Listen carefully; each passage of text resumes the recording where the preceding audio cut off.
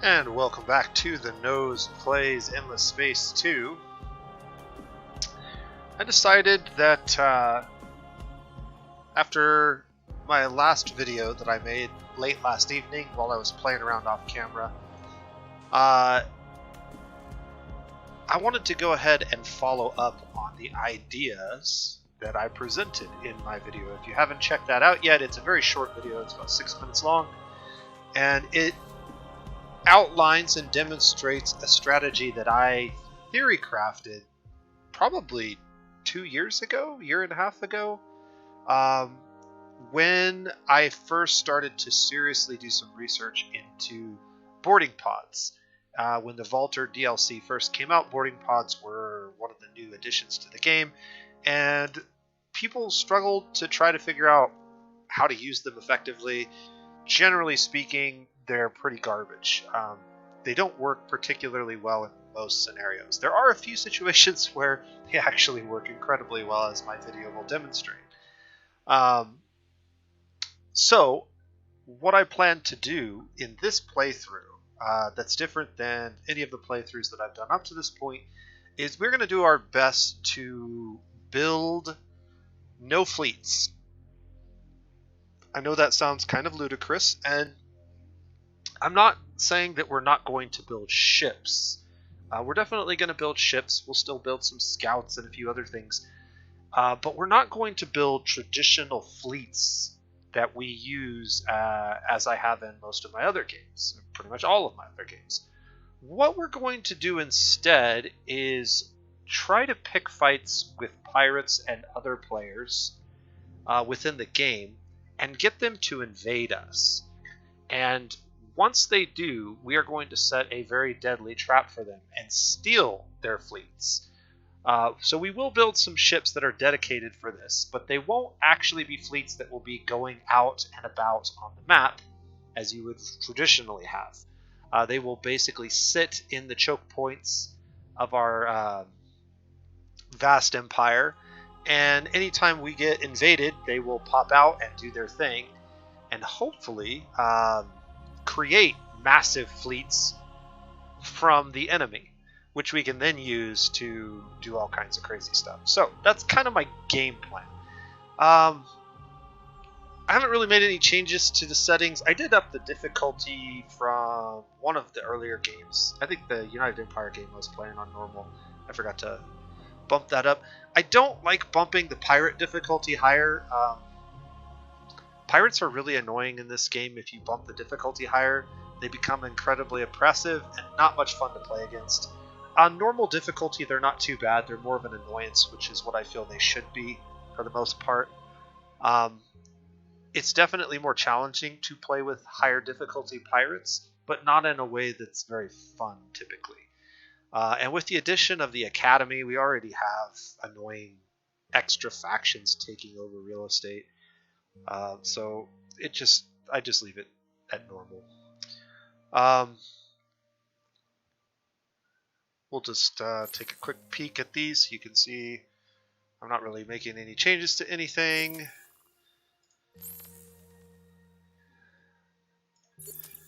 And let's get started. So anybody who's followed my channel for very long knows that I am completely in love with the Vaulters. This image in particular, when the promotional material came out that the Vaulters were being released in Endless Space 2 as an extra DLC faction, really got my blood pumping. This was just an awesome artistic masterpiece that really meshed well with the Vaulters from Endless Legend, but also the ones from Endless Space 1, if you've ever played them. And so I was really excited to see their legacy continued. I look forward to seeing how they decide to continue the legacy of the Vaulters in future games, because I think they're one of those factions that's going to follow the series around no matter what. They're sort of like the main characters. Okay, so interesting. Looks like we got some options. I already see where my primary choice is probably going to be. But let's talk a little bit about the Vaulters. I don't need any of this nonsense. So the Vultures are a unique faction if you haven't seen much of them. They don't actually have a home system when they start the game. They start with this massive colony ship called the Argosy, and you always start on this special node which has some healing properties actually. So any ships that park themselves here actually will heal themselves, which is quite nice. And then you will start with a number of systems that are pre-scouted that are attached to this node. The Argosy has a very, very high movement, but it doesn't have a lot of health and it doesn't have any weapons or any real defenses. You can upgrade it a little bit in the later game with some different stuff and one unique ability, which actually makes it like a teleporter funnel or position or gate, and you can move your fleets around really effectively that way. But one of the things that's real important to do on turn 1 with the Vultures is to find the best system that you can reach on turn 1 and just take it and move on with life. There's going to be situations where you may not even be able to reach a system in one turn, which really sucks if you get stuck with a bad map draw. It's happened to me on a number of games. But it's pretty rare. And if that happens, it's not the end of the world because of the way that our Golden Age works. So this Golden Age gives us a massive bonus to all of our basically outputs for a few turns after we settle. It's very similar to the new colony law that we were running, but it doesn't just give approval, it gives a bunch of resources. And this is particularly powerful. And one of the tricks behind it is the longer that you wait between colonies, the longer that this Golden Age will be. Some of the benefits are specific only to the system that is colonized, but there is actually an approval bonus that benefits all of your systems, including previous ones. So that's important to note, that most of the bonuses are only for the system that gets colonized, but approval bonuses do apply, or one of the approval bonuses that you're looking at do apply to all systems. So if you can't settle on turn 1, it won't penalize you too poorly, but generally speaking, it's almost always better to settle on turn 1. I'm not going to get into the details of why that is. There's another video I did discussing that if you want to check that one out. You can look it up in my catalog of videos. But yeah, waiting until this maxes out is not a really good strategy. It's actually a really poor strategy. And you will be further behind if you do that. The Golden Age will help you not be as far behind, which is nice, because otherwise it would be utterly crippling to the player. So, that being said, which one of these systems is the best? Well, a couple things to keep in mind. 5-planet systems are always going to be good. I say good. They're always going to generally be better than other systems just because real estate. The more people that you can get on a system, the more resources they can gather for you, and generally the better the long-term prospects for that system are. So there's two systems near us that are 5, so we need to look at those. The other thing that's important is strategic resources. And so the fact that we have strategic resources in this system makes this my number 1 choice at the moment. That could change once we take a closer look at these systems. But these resources are of particularly large benefit to the Vultures. So large is the benefit of those 2 resources in the early game that I would sacrifice almost anything and everything that you can to get your hands on more of them. It is almost always worth it because they have so many ways to spend those resources, and one of the most important things that they do with those resources is they accelerate the speed at which they colonize. Rapidly colonizing is really the hallmark of a good Vulture player, and not just rapidly colonizing any systems, but rapidly colonizing the best systems in the galaxy as far as you can find them. They have an ability to do that like very few other factions, and that can put them in a very, very good spot in the early game to basically snowball very, very strong into the mid and even late game. So we're definitely going to prioritize this system. Let's see what we ended up with. So it looks like we have a medium ocean planet, which is actually not terrible. The industry is going to be pretty bad on an ocean planet at only 3 per population, but it's something. The food is great, so growth will be pretty good, and the science is pretty decent, and there's a little bit of dust, so it's a little bit of everything. Max population of 8 means that it's got a large population cap, so even though we get on it and we have a high food output early on, it's not going to fill up so fast that we have to worry about getting on another world right away. Savannah is another good one. Large Savannah also has 8 population, very slight penalty to approval, and pretty mediocre stats on gathering rates, but still not terrible with the large population. We have a desert. Desert planets are pretty bad. They do have decent industry and they do have decent dust. They can also take advantage of some of the industry buildings that benefit from hot worlds and sterile worlds. So, and then the maximum population being 5 is not great, but it's not terrible. So this could be a really good industry planet for us. Unfortunately, the negative anomaly sort of cuts into that just a little bit, and the negative approval makes it even harder to get on here in large numbers without taking big approval hits, but there are ways around that. And then the gas planets. These planets have really, really high outputs, particularly in industry and dust, it looks like. But they have very low population caps. So max population of 1. So this system doesn't actually have probably the greatest long-term viability, but it's a pretty good system, and the fact that we start with the strategics will almost certainly mean that I go there. However, there is one thing that might make me change my opinion on that. So let's take a look at this system. What are we looking at here? Okay, so we've got a huge tundra. This has a population limit of 9. Decent food and science, but no industry. This one is similar. Then we have a small steppes with only 6. What was this population count? So 5 and 6 and 9. That's already at 20. And then 2 large barren worlds. Barren worlds give you a lot of science. They don't have high population caps, so you're not going to get a lot of people on there. So they're very similar to like the gas worlds, maybe a little better.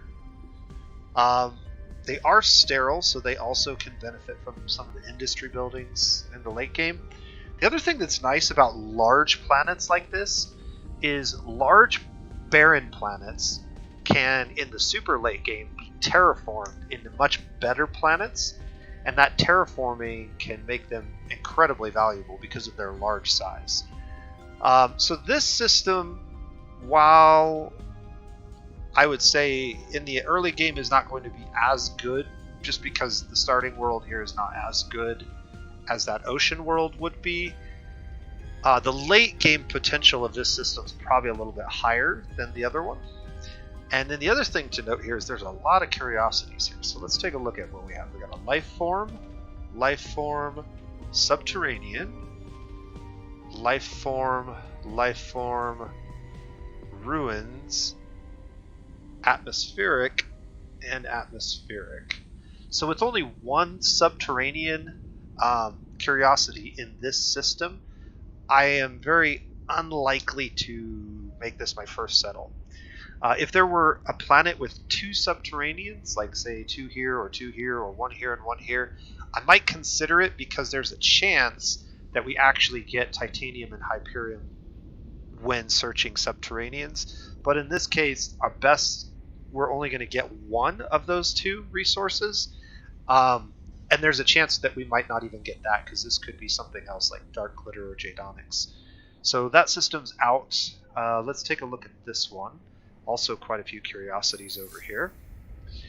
And this one actually has a very promising Terran world. Terran worlds are pretty good. Very similar to the ocean world that we just saw.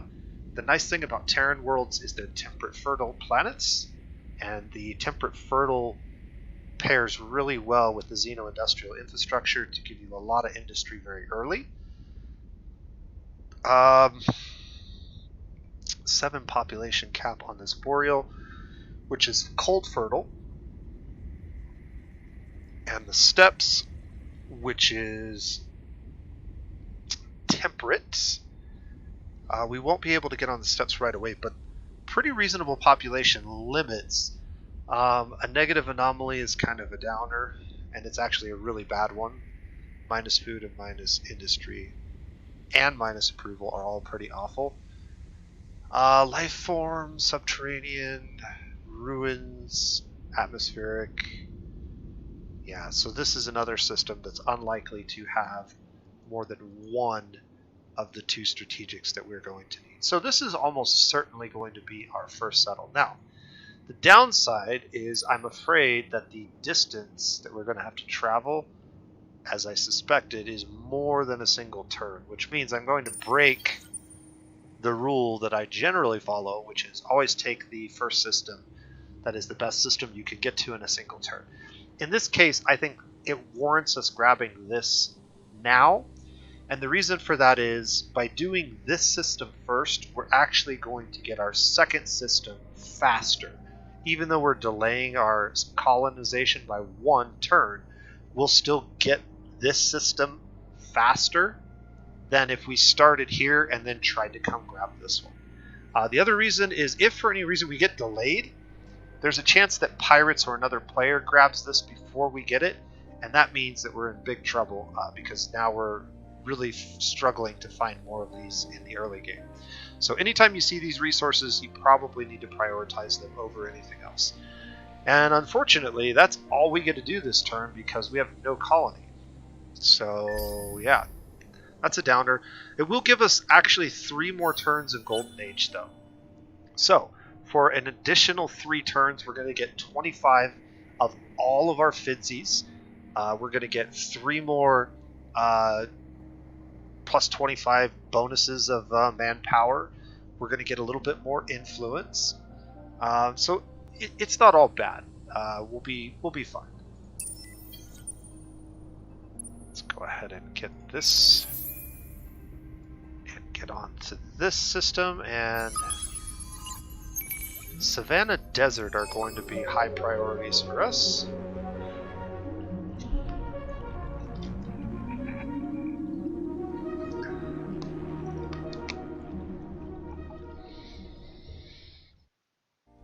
Those cutscenes are really cool.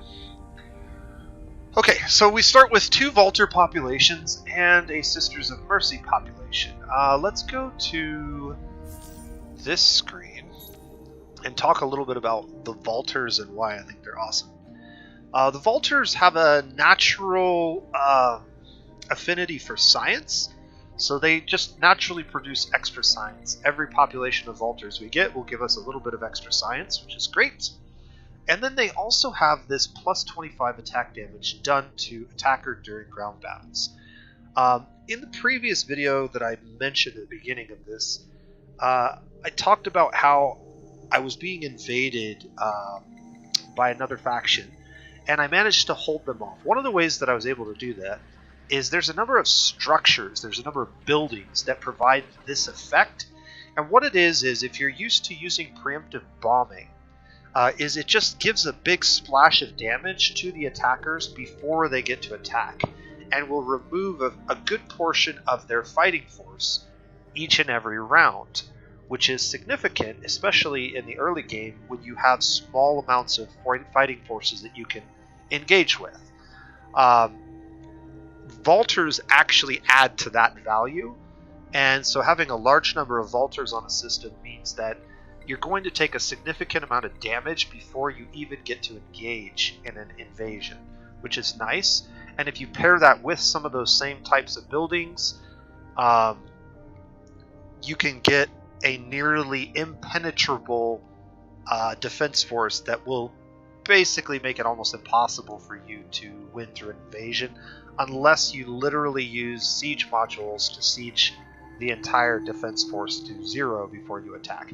Even then, it can be tricky to actually pull off a victory, but that's one of the reasons why I like them. Obviously, we'll get more science, and then when we level up, we get even more science, and then when we level up again, all of the extra manpower on our systems, so our planetary defense forces, I think it only applies to those. I don't think it applies to manpower in ships, but the planetary defense forces will add additional science, basically 10 per 100. And so buildings that provide more defensive manpower will actually give you more science in the uber late game, which is cool. Sisters of Mercy have a similar attack damage effect, but they give approval instead. They're a religious class. They provide health regeneration to systems. I'm not sure what that particularly means. Is that health regeneration on ships or health regeneration on heroes? I'm not quite sure. I think it's probably ships. And then they increase health of troops when defending in ground battles by 25% when you get 50 of them. So that is pretty powerful. Could be better, but again, very defensively oriented faction. Dark Glitter looks like it's our booster, and Transvine is the booster for the Sisters of Mercy. One thing to keep in mind, with the Vaulters, taking military action will also provide some amount of science support, and so we can take a lot of military actions but never actually lose the scientist faction just because of the way that they're designed. So being aggressive or doing military things will help keep us in the science party. So that's something to keep in mind. We do have some good laws. Dirty Hands Act and lower fleet costs. We're probably going to use this lower fleet cost in the early game. I'm not going to pick a law just yet. And we already know these two. These are the Transvine and the Dark Glitter.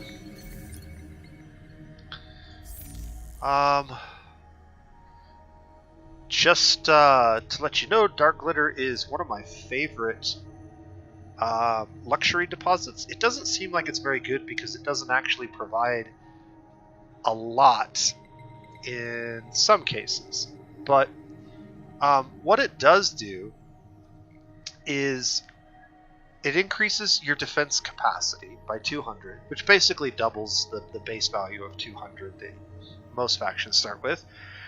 It provides 75 enrollment rate on system. What that means is that every single turn you get 75 extra manpower for free.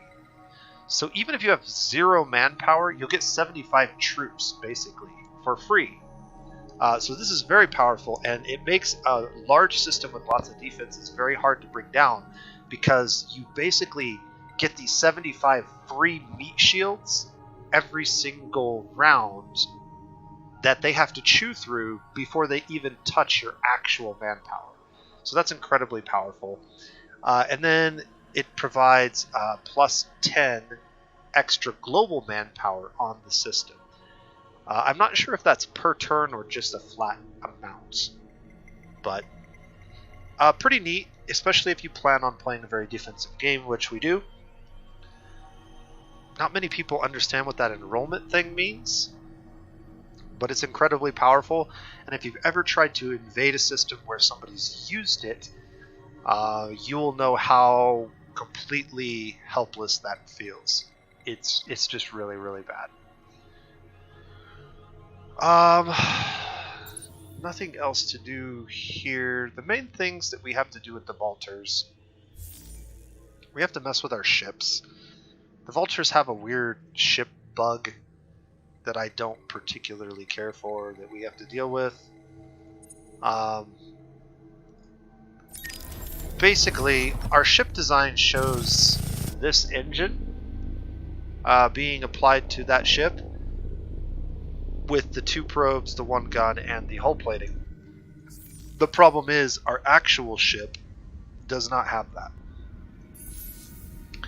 And so if we look at our ship, we can see that it has the upgrade cost of 44, because if I click on the actual ship, it starts with a crappy engine. So, the fact that you can't, like, from this screen, upgrade things and then click update is really annoying to me too. So we're gonna have to deal with that, and I'm gonna have to decide if I want to spend my dust to upgrade the engines, which I probably do. We have quite a bit of dust already. We definitely want to attach our hero to this fleet and search these curiosities. We'll probably go to this system first and then to this one. There's a lot of curiosities over there. And then we'll also probably send a probe down this lane before we even travel, because we want to uncover what's over there just in case there's a bunch of curiosities even closer. There could also be an even better system over there, although that's unlikely. So I guess the question is, do I want to upgrade engines? With a speed of 6, probably.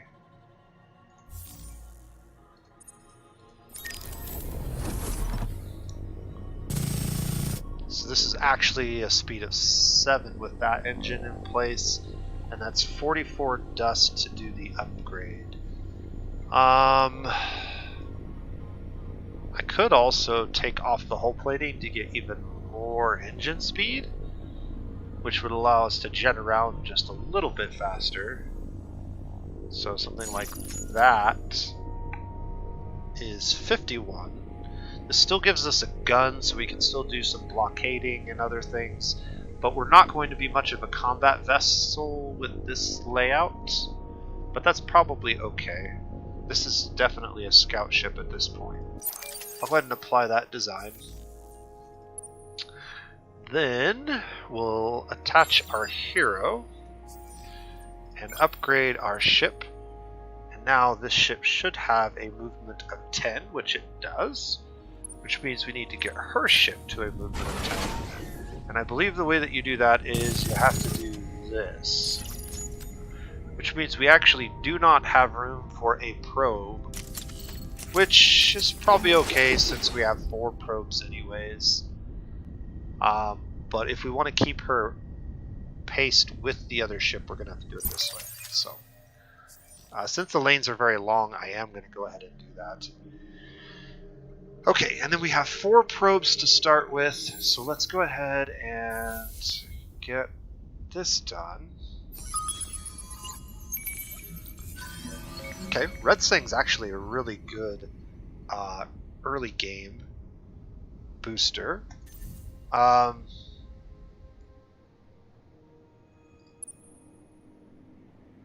then we're going to want to send 1 probe down this lane. And then we're going to want to use the rest of our movement to get to this system.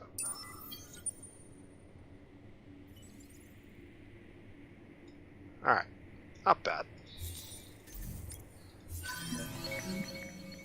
Unfortunately, Red Sync's not one of our starting boosters, so we can't immediately get one of those running, which I would normally do if I had found one. Consequently, speaking of Red Sing being a great Tier 1 system upgrade, and then Dark Glitter being a unique one, the best upgrade by far for the Vultures at Tier 1 is Titanium. 40 Industry and 40 Food is an amazingly good value for your Tier 1. It gives you the 2 most important resources in very significant quantities, so that even systems that start off very, very poor in those areas will be able to get jump-started quickly, and even more so with the bonuses from the Golden Age. So, you should always prioritize using titanium above every other resource. The only exception that I would say for tier 1 at least that might be acceptable would be Jadonics, and to a much lesser degree Red Sang. There is also a small case to be made for Eden Incense if you're in a situation where you need more influence to get certain things done. Influence is almost never a bad thing to invest in anywhere you can, just because of how hard it is to get in the early game. There's just not a lot of ways to get it, and there's a lot of ways that you want to spend it. So those would be the ones that I would look at the most. Fortunately and unfortunately at the same time, the Vaulters do not have any colony ships. What we have to do is we have to wait a certain number of turns for the Argosy to regenerate. Once it's regenerated, it can go out, and there's a cooldown that kind of counts down while the Golden Age increases in duration. And eventually you'll get to a point where the Golden Age is capped out. I think it's something like 15 turns. And then the value, the cost of settling actually goes down to 0, so it's free. But if you want to do it early, you're going to need to collect titanium and Hyperium. So that's what we're going to work on immediately. So research is going to be real easy for us. The first two things that we want to get down are that and that. And that's going to accelerate our economy very, very quickly. Now, the problem with that is the Vaulters don't have as many great buildings in the early game. And so our science has to be rolling, straight up rolling, in order to keep up with the industry that we're going to put down. But I do need to be gathering those, so even if we don't get the buildings built right away, we need to be gathering those very, very early. The next technologies that I'm really interested in are machine bacteria for the better probes, Aurigan shielding for the ability to jump to different constellations, planetary landscaping because food is amazing, and yeah, not much else. Probably galactic commodities in case we want to buy or sell any goods to make dust, which is real important for us early on. So those will be the ones we'll be looking at early on. But first things first, we need titanium, and then we need Hyperium ASAP. And now as far as our system is concerned, one of the most important things that we can get done in the very early game is we can get some more ships out. Ships are super important to the early game of the Vaulters, and I might even build 2 or 3 ships. Let's see, how many turns is it going to take? Yeah, if I go Dirty Hands Act, Lower Fleet Code, I can't actually enact that until next turn. But there's a good chance I'll build 2 of these.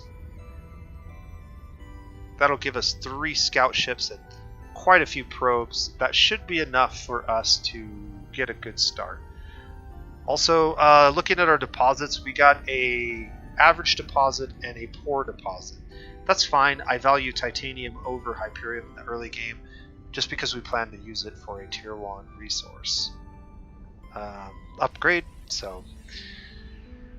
And then Savannah, that's the other planet type that's going to need to be researched. But... okay, is there anything else I need to do this turn? I don't think so. Alright, cool. I think we're good.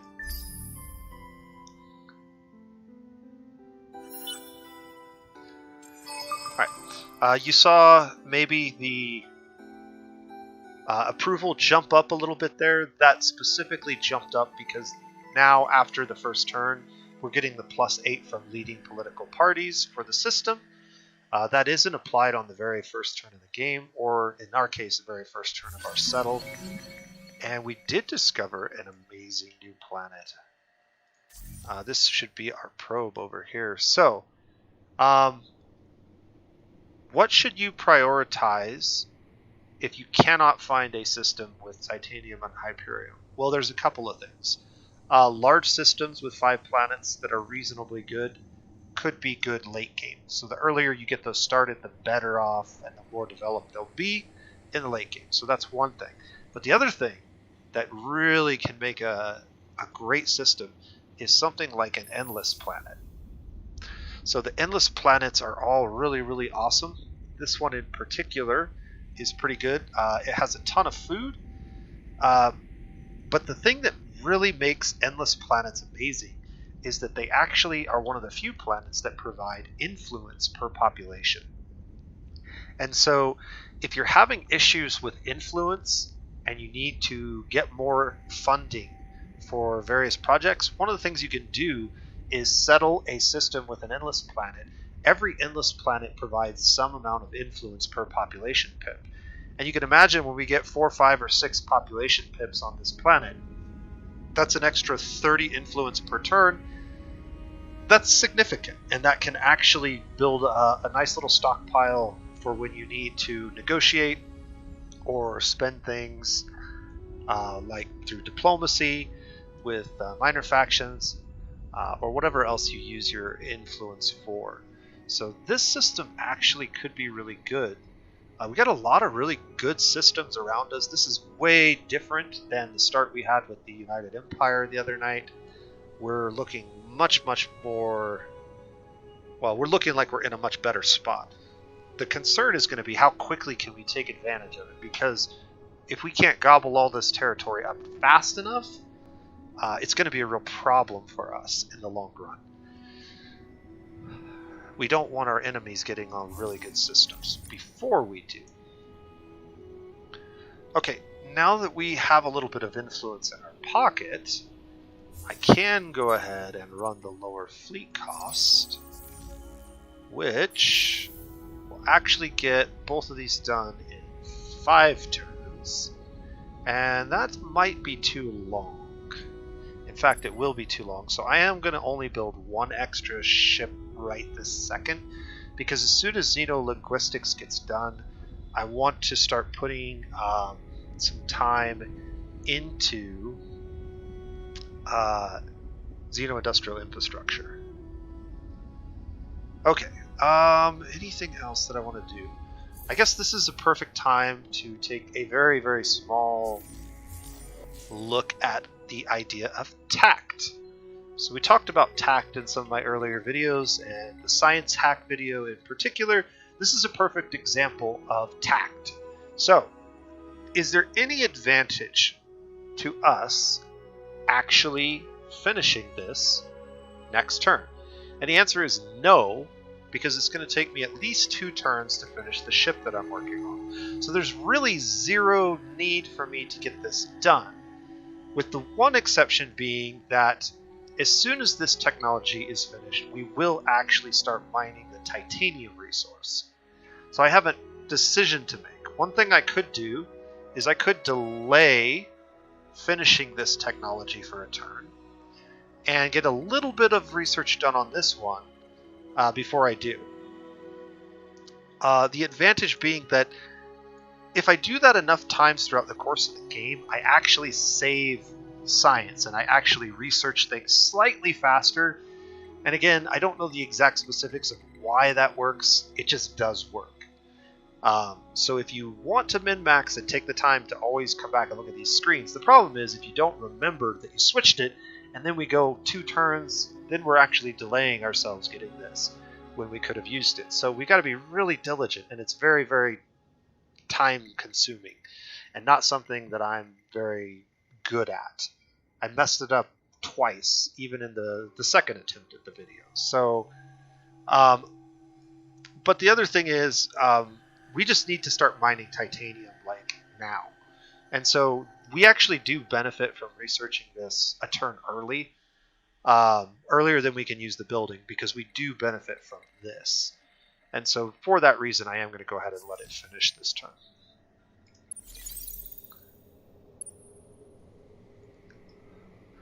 Alright, we got 3 probes.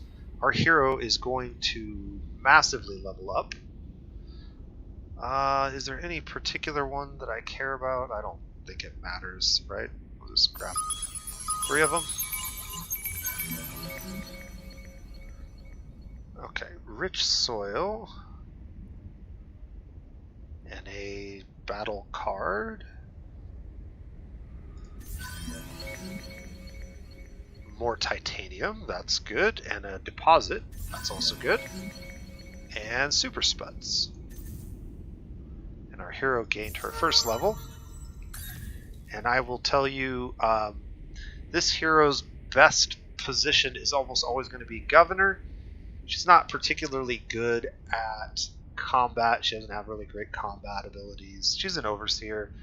But all Vaulter heroes have this hero ability.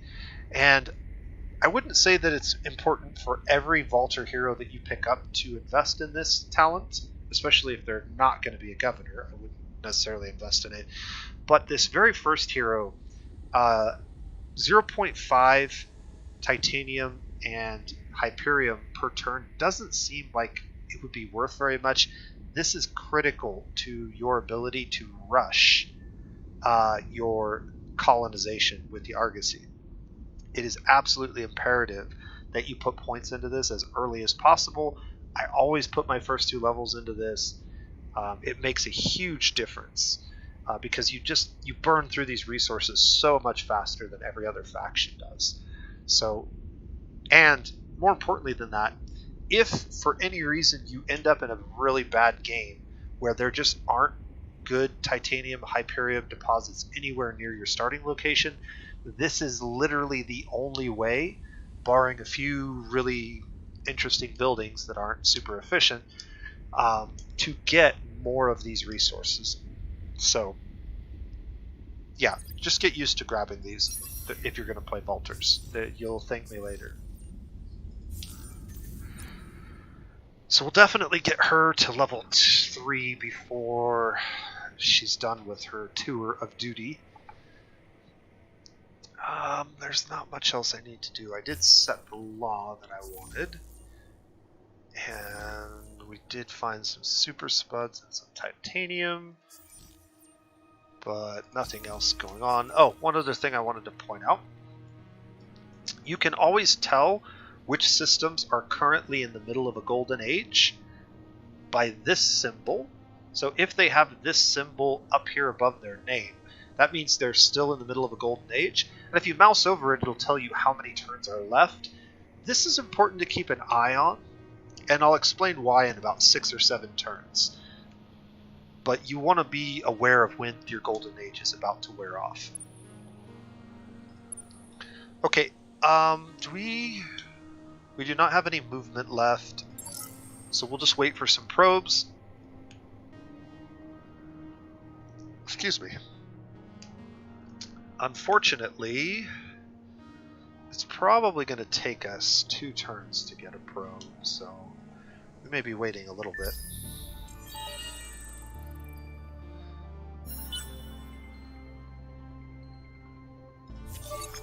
Alright. Oh, we did recover a probe. Okay, cool. So I just need 1. We need 2 probes. Okay. Well...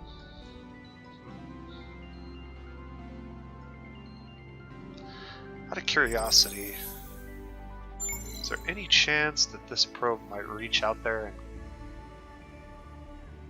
could actually send one out that way? Also, can I get here in 1 turn? I can. And how many probes are in this system, or curiosities? Just 1? Yeah, let's do that.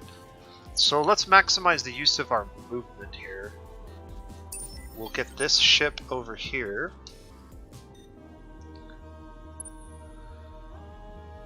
And we'll be able to scout that. Now, the other thing that I could do... we're 1 turn away from getting this. Xeno-industrial infrastructure will be next. The Argosy will be ready in 2 turns. Yeah, this is fine. Alright, so we'll go ahead and research that.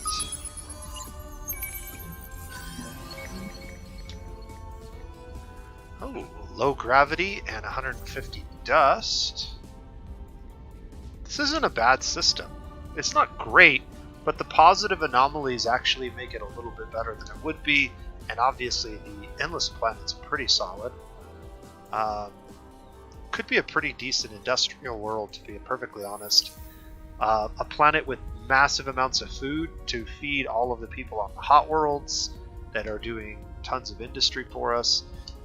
The only other downside I see is the approval penalties are going to be pretty steep, but there are ways around that. Do we have any movement left? We do not, so camp for a turn again.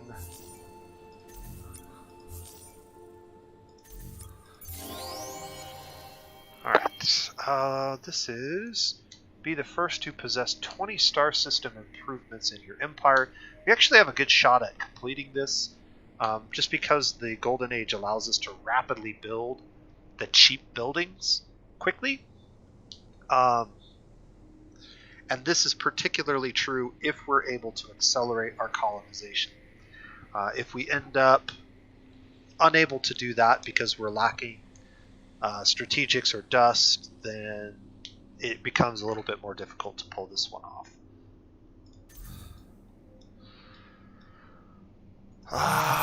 And we do need to... Oh no, we've got it figured out. Plasma metallurgy is definitely next. Okay. Yeah,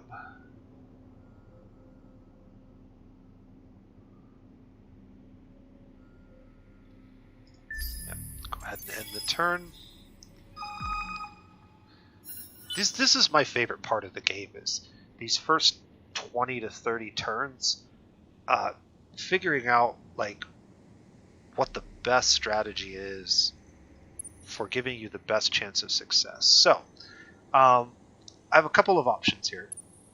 I could fly over here and use that probe on this system, but I'm very tempted to get information.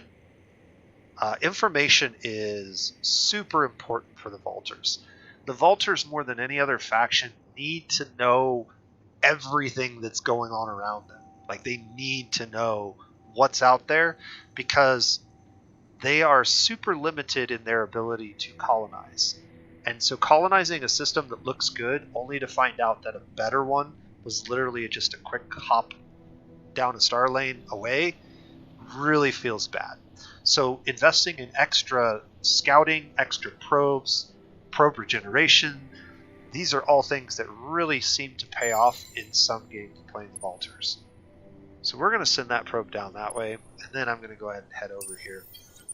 By the time we get over here, we'll get another probe. We'll be fine. Also, this ship is now ready to rock and roll, and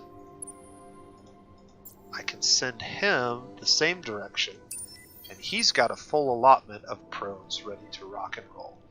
So we can pair these guys up together, and that will also help us tackle all of these a little bit more quickly and get all that XP on our hero, but also on our fleets, so they'll be leveled up, maybe a little bit more valuable.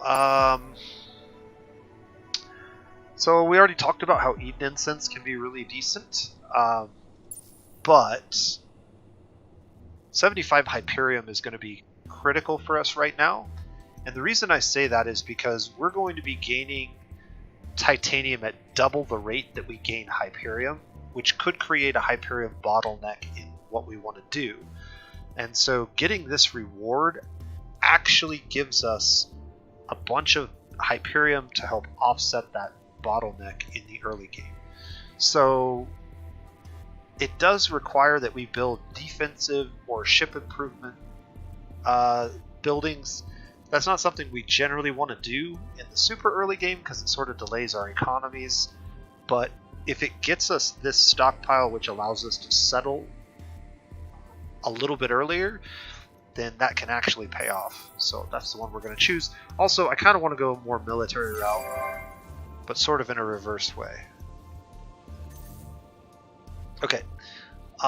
We no longer need lower fleet costs, but we could use the Dirty Hands Act, which just gives us a little bit more industry on all of our normal improvements. And things are going pretty well for us so far.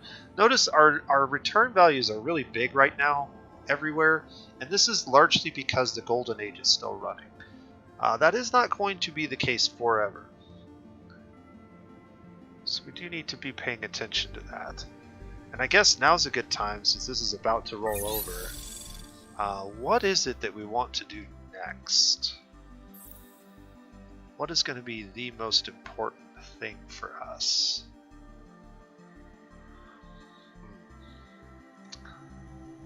Let's see. Well, a savanna world was one of the planet types we needed uncovered. Also, this will increase our curiosity detection rate and allow us to search for curiosities near our home system. So I think we're going to grab that, because colonizing planets is one of the best ways to get your economy moving. Anything else?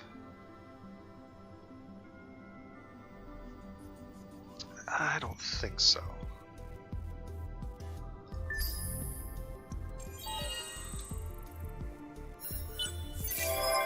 Alright, the Argosy is ready.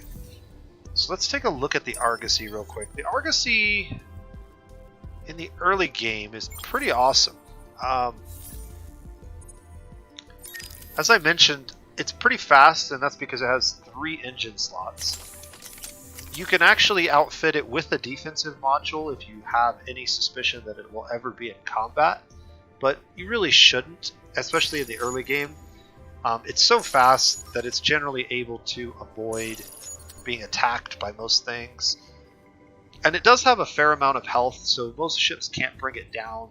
Small fleets, patrol ships, they're generally not going to be able to kill it in a single combat, even if it does take damage.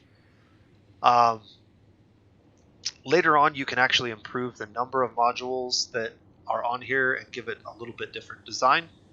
I don't think you ever get any weapons, but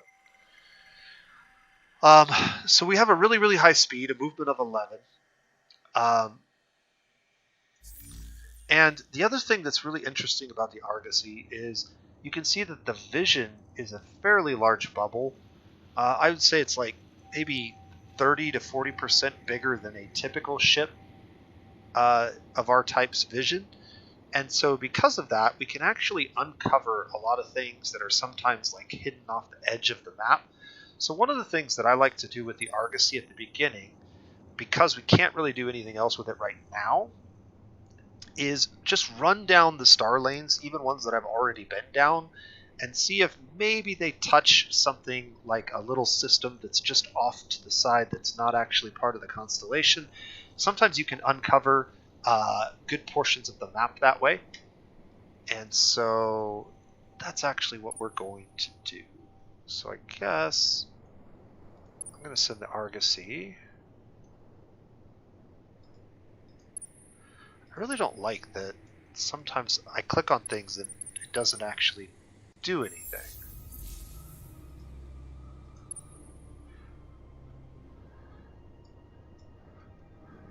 So if I click on that fleet, I get a fleet. And now I click on the Argosy and I get a fleet. So bizarre. Okay. So we should be able to get down there. I could actually get halfway down that lane, but I think we'll just go over here first. See if we uncover anything,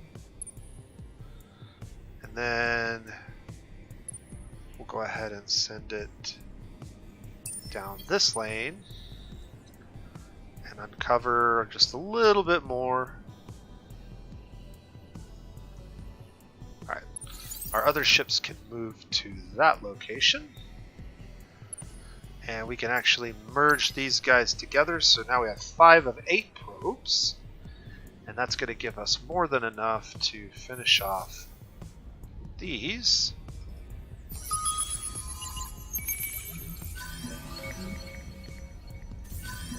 Some more science and some volcanoes, which are actually really decent. So another really good system. Titanium, another average deposit of titanium here on this Terran planet. So that's looking pretty promising. Is it worth prioritizing over one of these other systems? It could be. Could be.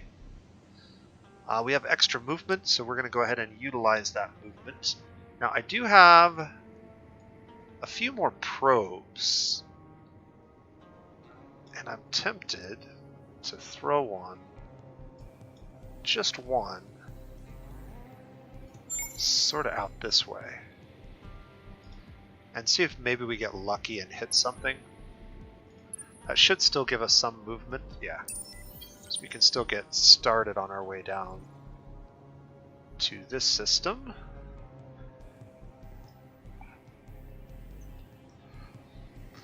Actually, we might even make a pit stop here. I'm going to go ahead and set it up to make a pit stop there. We'll move to that planet and then we'll decide what direction we're going from there. I don't need any of those anymore. That's already been decided. We're 2 turns away from that. Now this is an example of tact. So if we don't have any need for this, I should not actually finish this after this turn. We should find something else that we're going to need eventually and move it in front of this until we're ready to use one or the other. Let's see if we can remember to actually do this.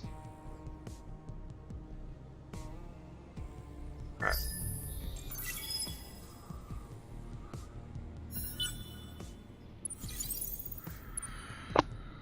Alright, so let's talk a little bit about the Argosy.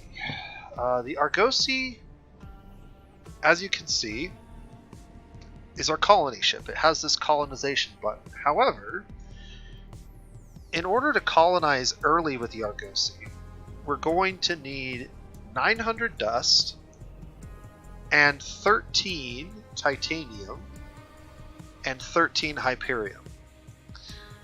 Also, our current golden age is 11 turns long.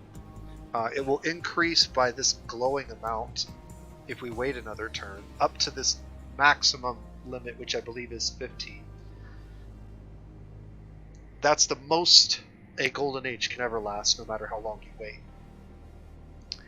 Now, every turn that we wait will also bring the cost of these colonizations down until they eventually reach 0, and it says next free colonization will be in 11 turns. Waiting for the free colonization is one of the dumbest things that you can do if you A, have a good system that you can colonize, and B, have any way whatsoever to accelerate your colonization. And there's reasons for that, but basically it's the whole idea of snowballing. The faster your second system gets down, the faster that you can get your third system down. And those extra turns sort of snowball into, by turn 30 you can have 5 systems basically already down and started and colonized. Like, not waiting for an outpost, but up and running and building stuff. And if you do that by turn 30, imagine how developed those systems will be by turn 60, by turn 90. Where if you wait the full 11 turns, or however long it is, 12, 15 turns between each one for the free, yes, you won't spend as much dust and you won't spend as much on your strategics, but your overall empire is going to be much weaker and further behind than it could be. So that's why I highly prioritize those strategic deposits everywhere they occur in the early game, because they allow me to get more systems. From right here, I think I'm going to go ahead and throw a probe down this lane to try to get some more information on that. And then we should still, yeah. Be able to get there here in 2 turns. Okay, and then the Argosy can probably just follow us. I could also go there first and then cut back. We're definitely not going to be able to colonize this. Maybe like when we're about 5 turns away we can get this done, but probably not until then. We'll just have to see what happens. What I'm actually kind of hoping for is if we have a titanium deposit on this system, and then this system has a Hyperium deposit, then that actually gives us 3 really good systems that also gives us the income we need to do what I want to do. So I'm actually crossing my fingers for a Hyperium deposit over here. Okay, Oregon shielding does not need to be completed right now. It is definitely something we need, but we're not able to take advantage of this. We're not able to take advantage of this, and we're not able to take advantage of this. We need all 3 of these things, but we don't need them this turn. That means we need to start researching something else, and the something else that I would like to have is better probes, because better probes means more uncovering of stuff at a faster clip. That's important to me right now. This is also pretty important to me, so I'm just going to throw it in the queue as something we can rotate in as we need. And we're going to go ahead and move machine bacteria to the front of the queue for a few turns and let that do its thing. Is there anything else I need to do right here? We can't sell or buy or consume any of these resources yet.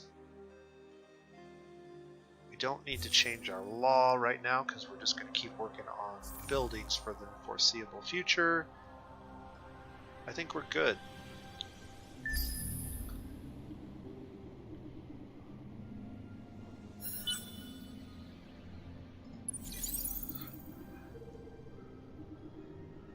Alright, so he might... Not quite. Okay. Lots of probes. But let's start with the most important one, the subterranean. Oh, yeah, there we go. Score. Hyperium. Is it a good deposit, though, or another weak one? Average deposit. Perfect. That's exactly what we wanted. Okay.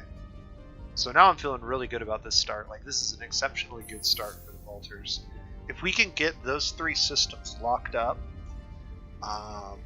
fairly quickly, we'll be in really good shape for the rest of the game. Like, super good shape. Because these aren't bad systems. They're not great, but they could be really good by late game. And the fact that they have the resources we need.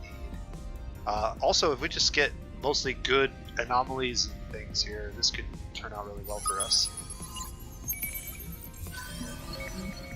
Okay, blue cap mole. Not bad. More science. More science for the science faction. Super spuds are kind of whatever, but we're going to need to be able to sell some of these things. And systems with lots of luxury deposits have some buildings that interact with them that make them pretty awesome.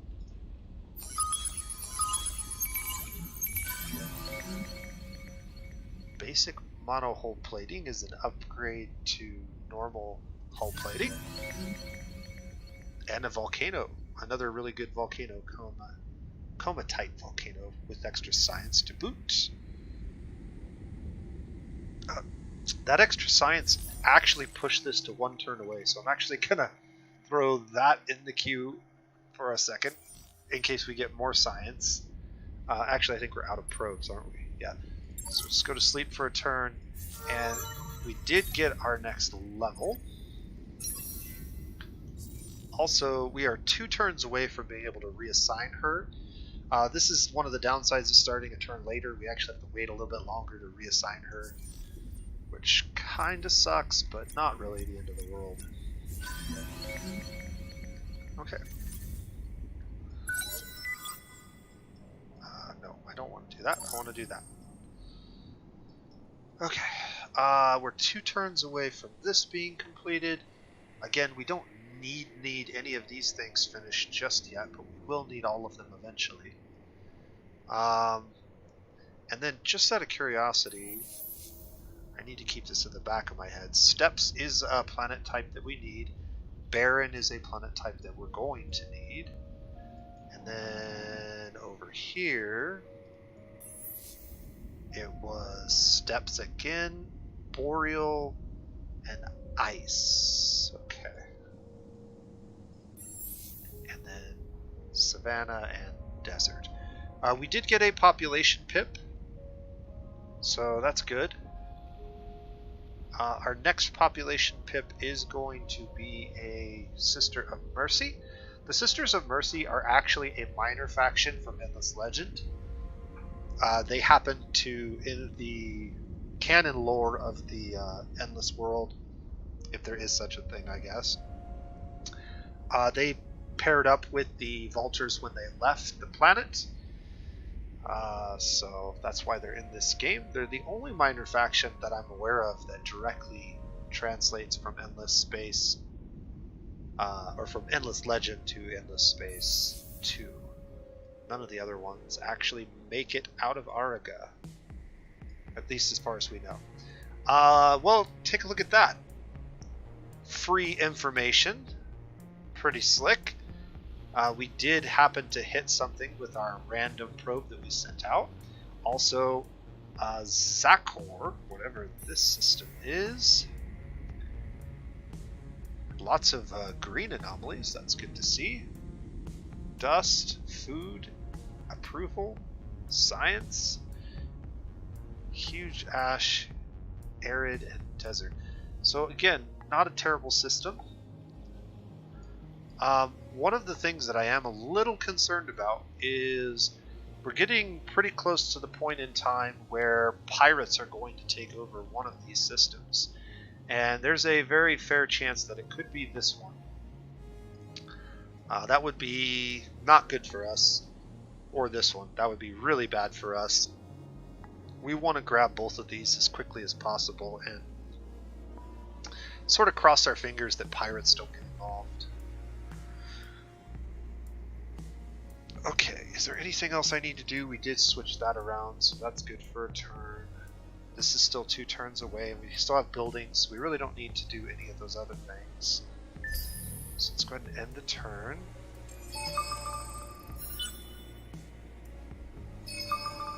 Alright.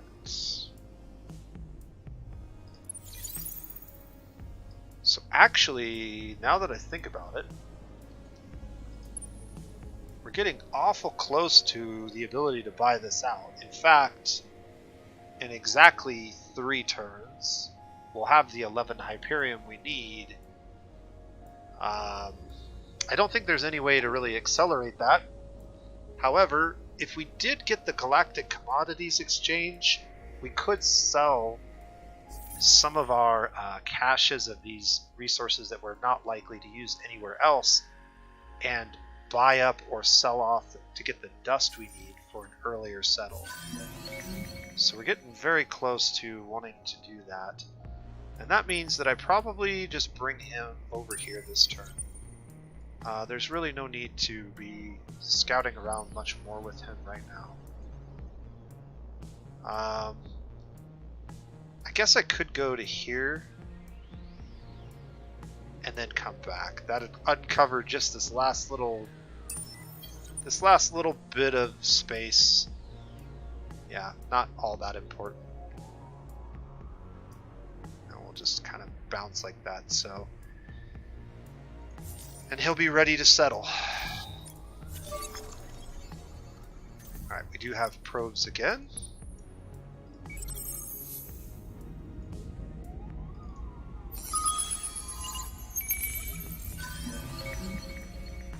Okay, a nice load of dust, very timely.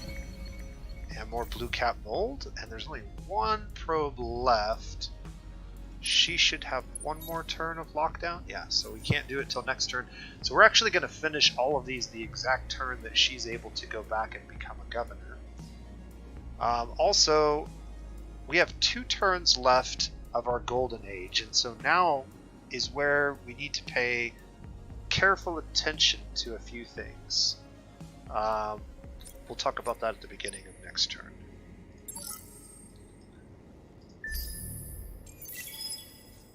Okay.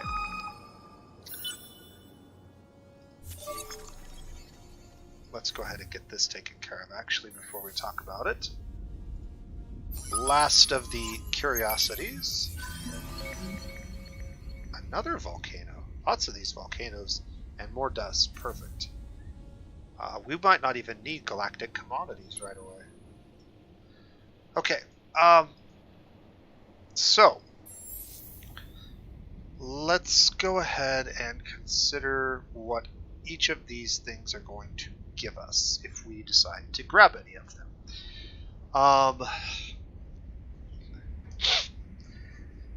Interplanetary network, transport network, is actually really good because our primary planet, this ocean world, has strategic deposits on it. So what that means is that every population pip on this planet is going to provide us 4 industry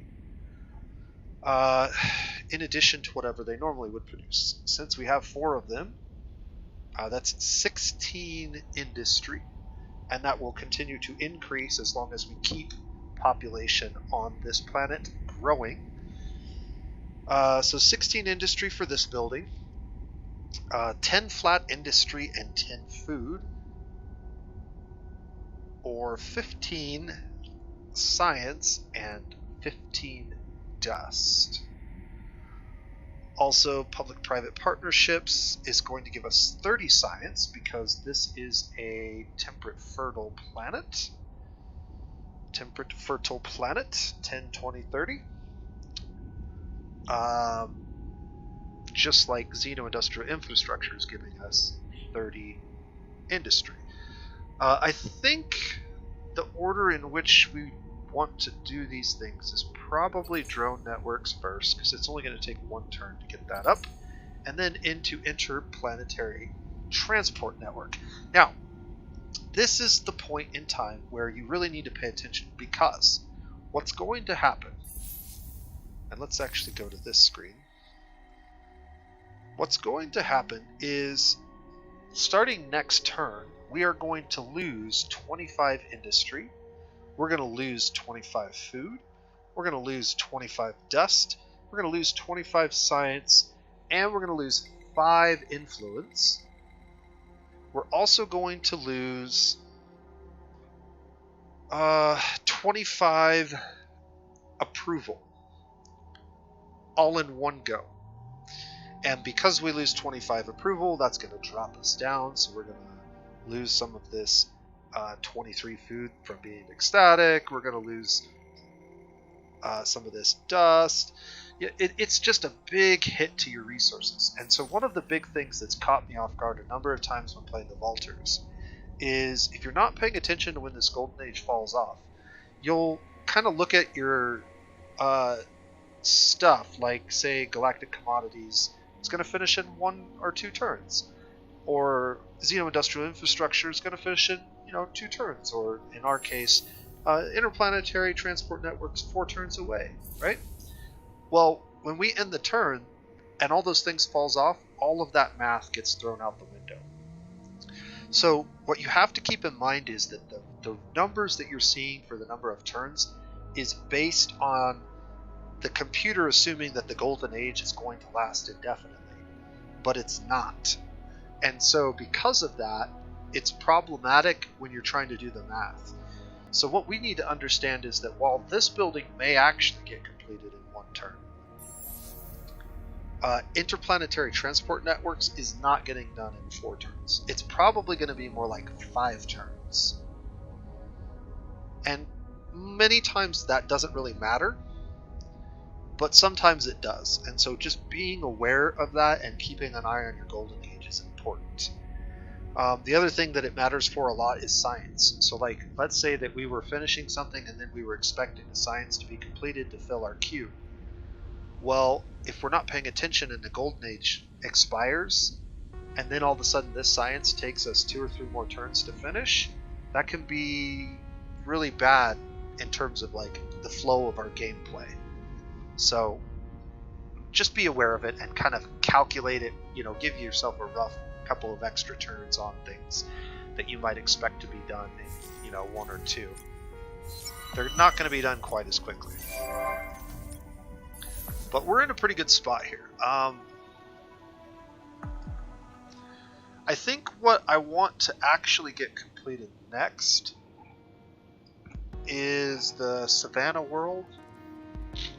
And also the curiosities that we have unlocked over here. So there are 2 curiosities here that are locked that we can unlock with that technology. There's none on this system that we know of. And there are none on this system that we know of. But we need to send our scout ships back soon anyways, because we're going to need to put new probes and new weaponry, new gear on them. Get them decked out a little bit better. I have 1 probe left.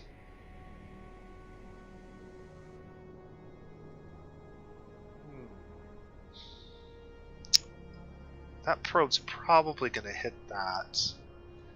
Looks like we hit some more stuff over here. So this lane sort of takes a hard turn north, and we see some other systems.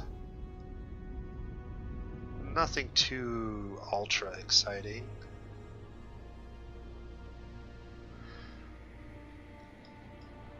Let's go ahead and get our ships moving.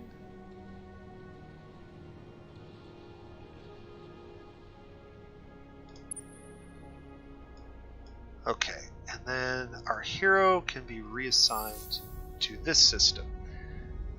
This is actually a good time to reassign her because she's actually going to get XP for this getting completed, and then she can continue working on the construction of these other things. So we'll go ahead and put her in charge of this. And we'll see that she's actually not providing much of anything right now, except the one thing that's not showing up, and it doesn't even show up here, I don't think. Yeah, actually it is showing up here now. So it's actually showing up here, but it doesn't show up on this screen, which usually shows all of the resources that she's providing. What it is we're getting the extra titanium and hyperium since I put 2 levels into that ability. So we're at like 3 and 2 per turn now, which is pretty good. Okay, so these ships need to head back here. What do I want to do with this last probe? I kind of want to send it out. I think I'm going to send it out this way and sort of just uncover everything that's maybe right in this space that we didn't get with the Argosy. And then we'll use whatever remaining movement we have to start our path back to that location.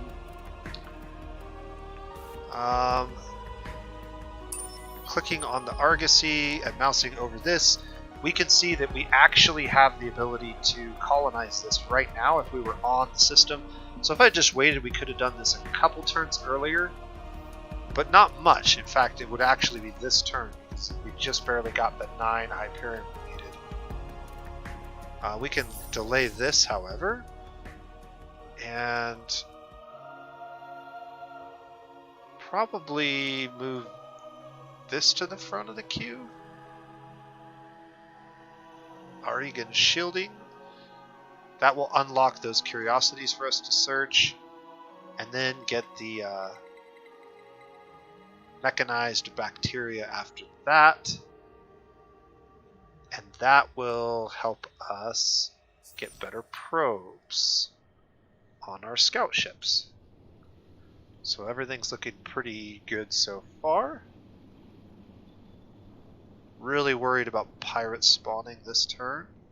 That would be very, very bad for us.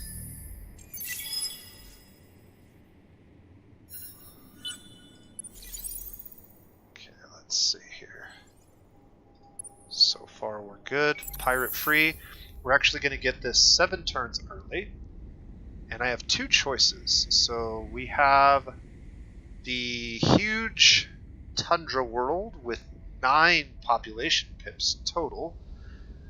And then we have the tiny world with only 5. But we have a few positive anomalies and the Hyperion deposit. So that pretty much seals that. We can always colonize that quickly.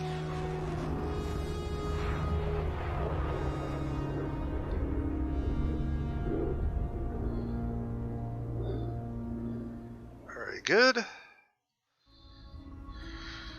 And the most important building that we can get down right away is generally Xeno-industrial infrastructure, except in this case, tundra worlds are neither fertile nor temperate, so we don't get the double bonus or triple bonus that we would normally get from putting this building down.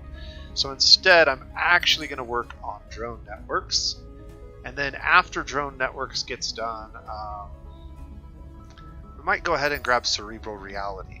The reason I want to get cerebral reality done a little bit quicker is you can see that our income has dropped significantly, and that has to do partially with the golden age wearing off in our other colony. Now this colony is running a golden age, so we are getting the massive bonus to approval, and we are getting the massive bonus to dust and science and everything else, but it's for a limited number of turns. And so we want to take advantage of that, get as many things completed as quickly as possible in that short period of time.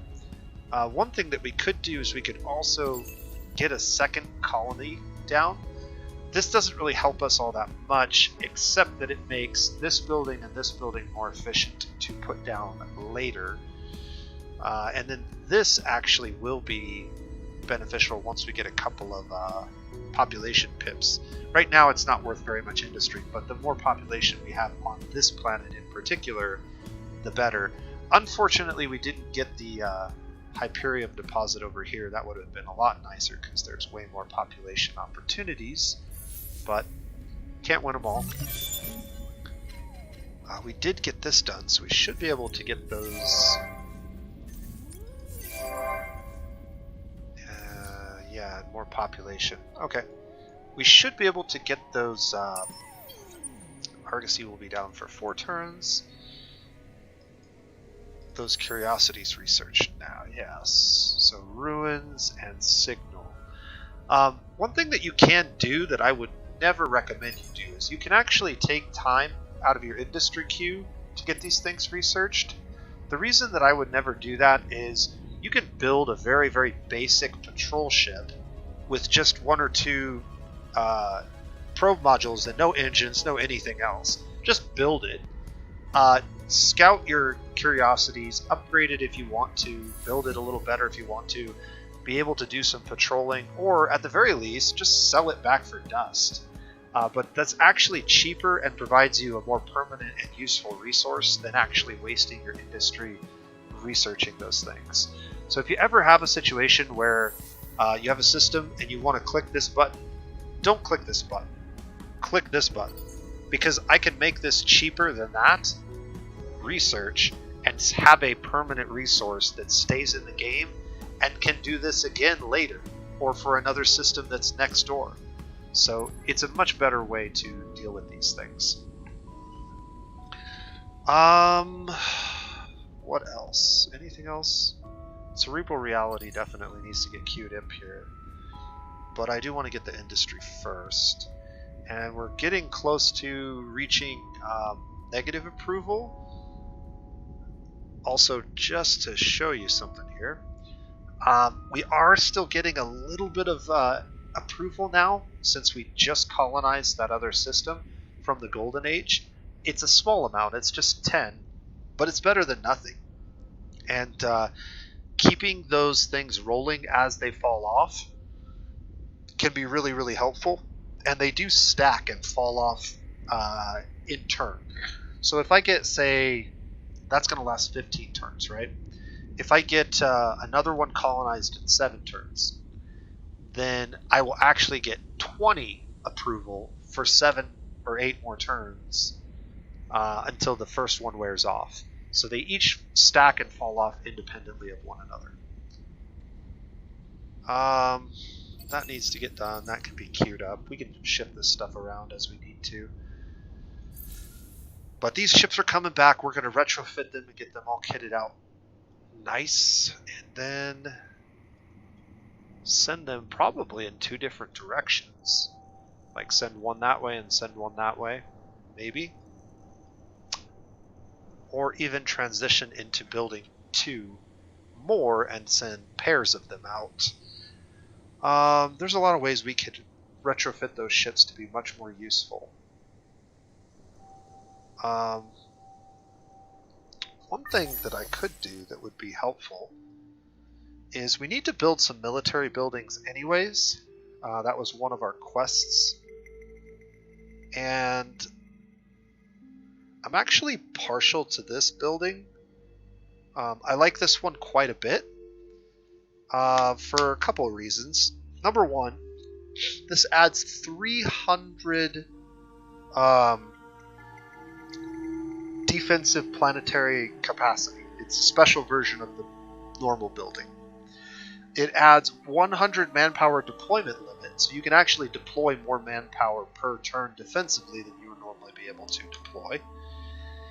And in addition to that, remember that the Vultures, when they get 50 population, turn this type of manpower into science.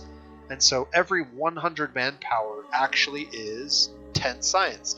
So this building in the late game actually provides defense, but it also provides 30 science. And 30 science in the late game isn't a ton, let's be fair. But if you have a bunch of these buildings down, it can add up to a lot. And remember, you can stack these guys. So we can actually get that one, and that one, and that one. And all of those bonuses stack, and each of those bonuses then becomes a certain amount of science that gets added to our empire. But it does require you to get to 50 population relatively quickly to start really taking advantage of. And you got to invest a lot in military buildings, which otherwise don't do much for you economically until you hit 50 population. So I do like that one. I think it's worth considering. This one is also pretty good because you can get more manpower to man your ships and deploy on your ships. And you can get higher level ships with big data shipyards. They start basically at level 2. But I think we're actually going to go with this one just because the late game potential of Budokai bunkers. Also, we need something cheap that we can build. I guess they're both pretty cheap, right? They both cost 160. Actually, this one costs more. I'm still going to go with it. It's a better version of the base building, but it does cost a little more. We need to build 4 of those. Unfortunately, we're only going to have 2 systems here, so we're only going to get 2 of them down right now. But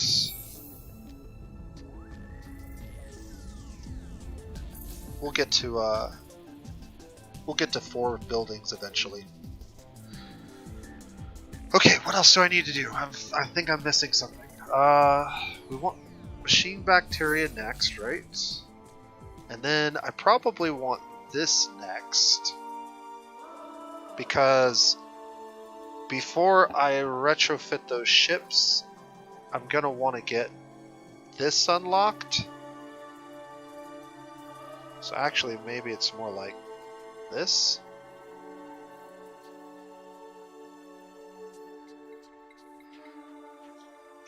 I'm going to want to get this unlocked so that I have access to all of these goodies.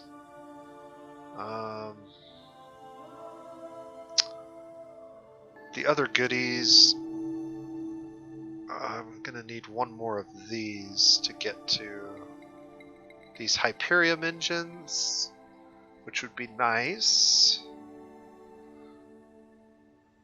So which one of these two would I take? If I were going to throw one of these in the queue. I don't really need arid planets. Don't really need snow planets either. The fleet accelerator's okay. The free approval is nice.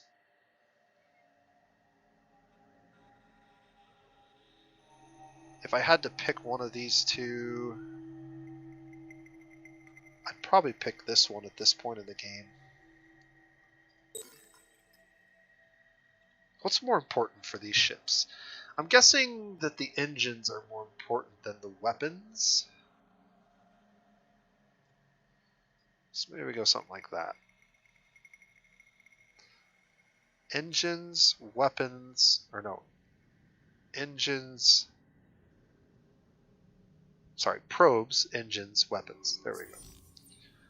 Probes, engines, weapons. Yep. I like it. Okay. And I think we will retrofit them, but we'll probably build a couple of new ones.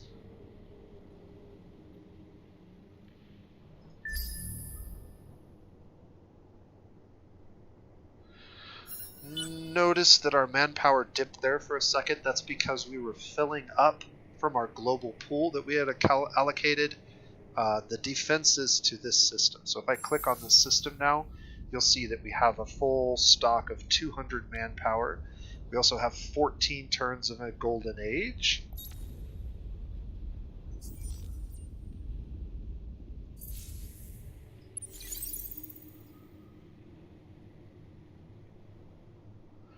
Our ships are just a little bit early, but that's okay.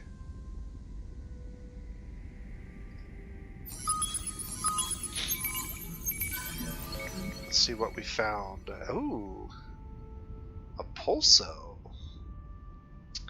Pulsos are pretty good miner civs. They're a science-based miner civ, which I like a lot. They're an industry-based miner civ, which I like a lot. And they're good on planets with anomalies, which we have 2 of. A desert and a giant. So that could actually be pretty advantageous for us once we get gas giants or deserts learned. We can get those populations on those. I've got 2 more probes. There is an anomaly over here we could go grab. And since we're not ready to do this yet, I think we should go ahead and head over there. Now, one of the things that we can do, here we go, turn 12. Our first pirate has been discovered. Speak. Let's take a look at what their fleet's going to look like. So they're going to be building energy weapons on their fleet. It looks like they're laser-based weapons. I know this because of the range. 50, 150 is always laser-based weaponry. They have no defenses, just energy weapons for their first ship. We could support them with some dust, but I need to save my dust for other things, and we'll probably just like wipe these guys out pretty quickly. One thing that is kind of neat, if you get portals up and you are in decent standing with pirates, you can actually teleport to any pirate node on the map as if it were one of your own systems. And that can be a really neat way to flank or engage enemy players from weird positions or weird angles. Particularly useful when playing against real people, not so much against the AI. Just have fleets pop up out of nowhere. Yeah, we got Curiosity over here and Curiosity's over here. I could go grab these and then bounce back to retrofit my ships. One thing I could do, and I'm considering doing, is activating the Privateer. This will cost a little bit of dust every turn to activate, but it will basically prevent pirates from attacking our ships. Other factions may still attack our ships, but it will really depend on what their standing with pirates are. And it does disguise our ships, so most people will not be able to tell what they are unless they actually get in combat with us. I think I'm going to wait. It's going to take him multiple turns to get over here. Maybe when we go over to this system, or one of our ships goes over to this system, we'll worry about being privateered up so we can get through here. Also, we haven't found any minor civs yet, but we did just find a pirate, so that means we should probably set up some defenses. Not that they'll help too much. And then in addition to that, we can try and hack these pirates. 11 turns to hack them. That's probably enough to be safe. They're not going to have defenses for a little while, but they'll probably get their defenses up before our hack finishes.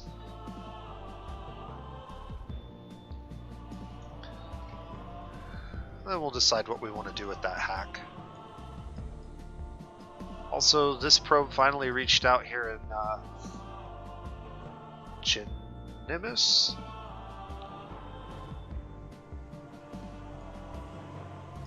This is going to be the next major one we want to focus on, followed probably by this one.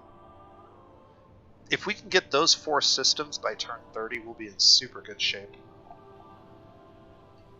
Like, really good. And I think that's very possible. I think that's very doable for us.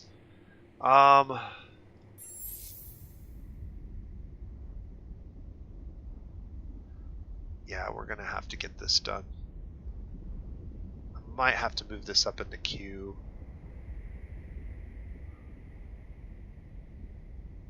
Before cerebral reality, even.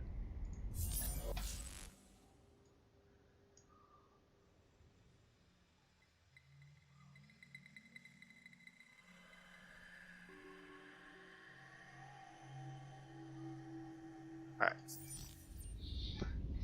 We'll just keep playing patty cake with our science for now. How many turns if I move this here? 6? Say maybe 1 less than that, 5. That's too long. We need to get this up and running because I need the dust. The reason we need to get these done is the next colonization is coming up. And you saw that it cost us something like 600 dust to colonize early. The prices go up and up and up significantly. It could cost you several thousand dust to colonize early at some point. So we want to start getting dust stockpiled again. And the best way to do that is to get those 2 cerebral realities up and running as soon as possible. Anything else that I can do right this second? Not really. We'll keep running Dirty Hands Act for now, because it's just a really good law.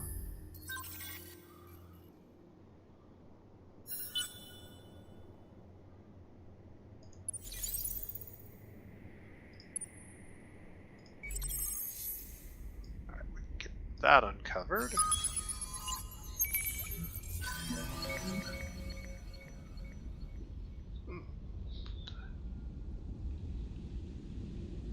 That's actually really cool. Smart T repair bots repair ships between phases, as well as after the battle.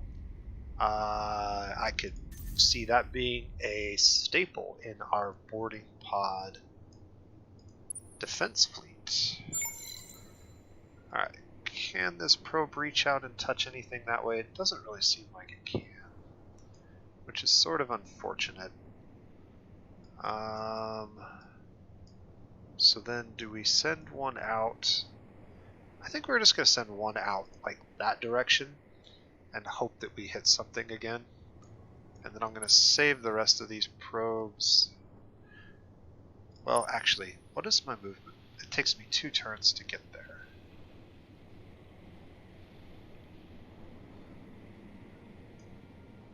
We got eukaryotic sap. That gives us the engines.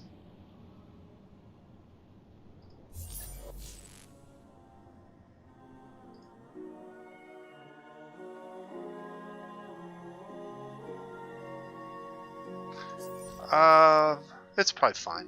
It doesn't really matter which one we get, I guess. We got to get one of these first, right? One's got to be first, one's got to be second. So...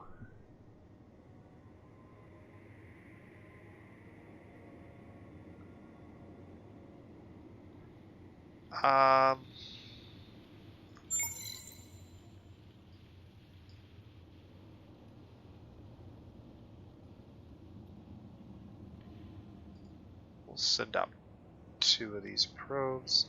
Do I still have any movement left over? Very little. But enough to get this journey done.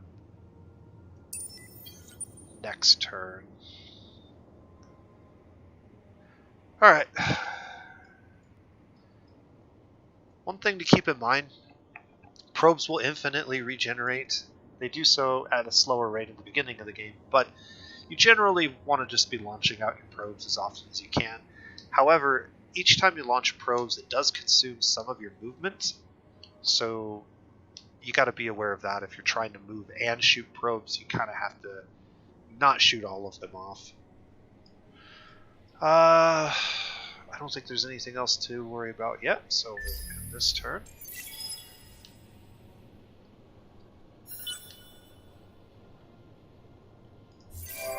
Alright, cerebral realities are going to come down in a couple of turns. This just got done, which means we get a little bit of happiness everywhere, which is good. And we'll work on that next. And these guys can just hang out here for a couple of turns. While we're hanging out here doing nothing, we might as well throw out our probes. So we'll throw out one that way. Maybe I'll throw some out this direction too. Is there anywhere this way that would be worth throwing one out? Actually, maybe. Maybe like that. Because we'll uncover a little bit of space there. That one's already traveling that way. And yeah, we'll throw one out like that. Because you never know what you're going to hit. And then these guys can just wait for a couple of turns while we finish the last of the science. 2 turns till universal conscription. We'll wait for that. Pirates now have defensive operations for hacking, so they will try to trace us. The Argosy is readied. We know where we want to send him.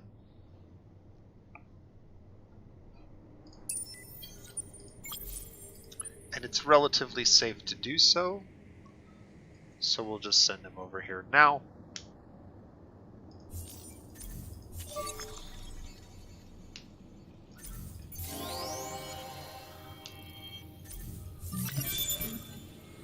Alright. I'll take care of all of that. And so far I haven't really messed up too much.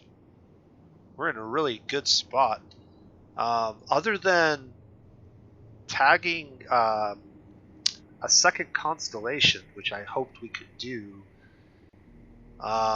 we're in really good shape. We've got a good little area to start in. We've got our first 4 systems already planned out. Pirates shouldn't be too big of a problem for us. I'm liking this. We picked up another curiosity. Aha, antimatter.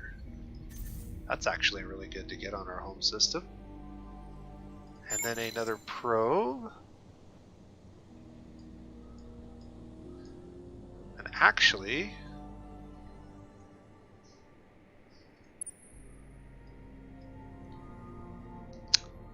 I have 2 turns until we can retrofit the guns, but I can actually retrofit the engines and the probes right now. So we should kind of go ahead and take a look at how I like to retrofit these ships. So first of all, one of the nice things about the Vaulter ship is that it's extremely flexible. More flexible than many other ships, and the flexibility comes from this slot and this slot, which allows you to do a lot of different things. Also, the fact that there are 4 support modules on this ship design make it incredibly flexible. You can do all kinds of cool stuff. So the thing that we want to do is we want to create some decent patrol/scout ships. The way that we're going to do that is we're going to start with a Hyperion engine. In addition to the Hyperion engine, we're also going to give it a titanium probe. Now, why a titanium probe? Well, titanium probes actually recover at a very, very fast rate on these ships. And so you'll actually recover 2 probes every turn when using them on a scout ship like this. That has to do with one of these Explorer, I think. Plus 100% probe recovery rate on exploration modules. So whatever the recovery rate is up here, 1 per turn, this one is 2 per turn. It's double. So we'll actually shoot 2 probes out every single turn and never run out of probes. And you really should be shooting out 2 probes every single turn to uncover as much space as possible. It's a little tedious to do it that way, but that's how I like to do it. These ones actually recover a little bit slower. I know that this one says it's going to recover 1 per turn. It does. This one says 2 per turn, and it's actually 2 every turn. I don't know why the math is weird on that one. I guess because it already is at 1 per turn, but whatever the case is, I know that these recover 2 probes every turn. Okay, so then defensively, we know that the very first ship that the pirates created had laser weapons. And so shielding is actually going to be pretty beneficial against laser weapons. The nice thing about shields that people often forget about is the fact that shields completely regenerate between fights. So any portion of damage that's done to the shields is completely ignored on your health bar, and your shields come back up for the next fight. And if you get attacked 3 times in a single turn, every single time that you get attacked, your shields come up at full strength at the beginning of that fight. So it's kind of an attrition thing. Yeah, the total efficiency of health may be less than using certain plating modules, but shielding provides you with health that does not have to be recovered by dust or repaired. So if you don't have any way to repair off damage, then this can be one alternative to that. This is another one. Having something like small T repair bots and fighting really crappy pirate ships can actually heal you back to full pretty quickly, actually. So it's kind of funny, but yeah, that works. That works pretty well, actually. Since we know what this pirate ship is kitted with, we can actually set ourselves up to be very, very effective against them. So the guns will basically protect us from missile fire, which we are vulnerable to. The missiles will destroy any ship that does not have flat cannons, and particularly ships that are using energy weapons like lasers will get decimated by missiles. Missiles always beat laser weapons if they do not have at least 1 flak defense gun.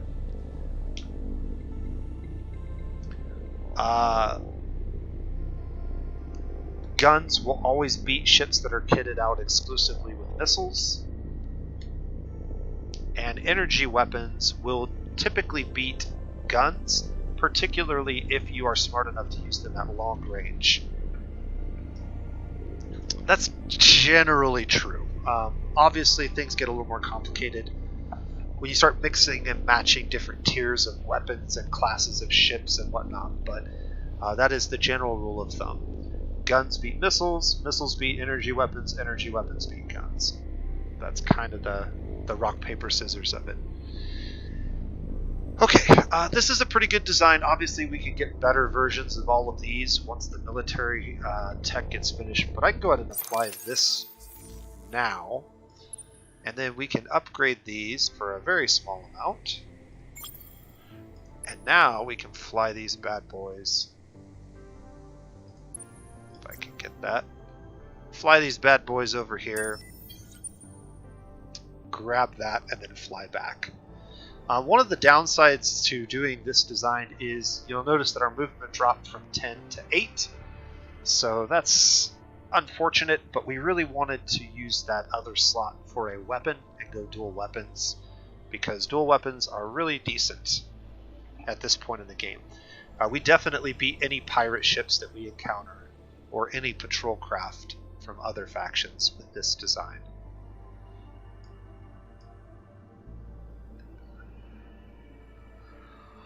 Okay, universal conscription in 2 turns. I'm happy with this.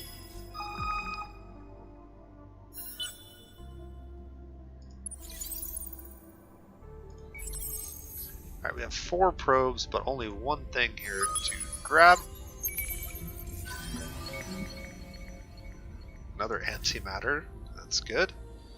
And now, this is really important. Once you get the titanium probes, and we have 4 of these suckers, every single turn that we think about it, we need to just launch these bad boys off. Now, the only reason that I might not want to do that is because I want to be able to get back here by the end of next turn. So I'm going to launch like one of these off, maybe. Where can we launch it? Like right here. And then we should still have a little bit of our movement left over. Yeah. So I can actually still get pretty far. I can launch one more of these. Let's launch it. Yeah, let's just launch it like that. Clear the last little bit of this space out. And then we still have movement. We lost all of our movement. I used too many. So we might as well use the last one. And we'll just launch it up towards this direction, sort of in between these 2 probes that I launched, right? Like right there. Let's see if that hits anything. And we're just going to start throwing these out every chance that we get and every time we think about it. Okay. New reward for searching curiosities is available. It's the Academy quest. More Vultures are being born. And we've achieved another level for her. So now we have a couple of options. We have plus 10 per fertile on system, and plus 10 on the system itself. So I think that's going to be 20 food for us in our current location. Or plus 1 industry, plus 1 food per population. Taking a look at our system, we have 1 fertile, but that's about it. So 10 for the system and 10 for the fertile is 20 food on this system, which is not nothing. If we were to move her over here, there are no fertiles. So that's actually a downgrade. This system has temperate, yeah, no fertiles here either. And this system has fertile for the Terran and a fertile for the Boreal, but a temperate for the steppes. So this one actually would give us 30 food if we were located over here.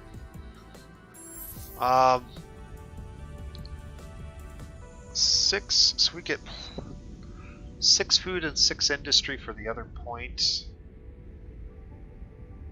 or 20 food. Also, the 5 extra we're getting from that science that we just grabbed has pushed us back up to ecstatic, so that's good, at least for a little while. I think, yeah, we'll just grab the food. It's just more raw resources. I'll just go with the bigger number.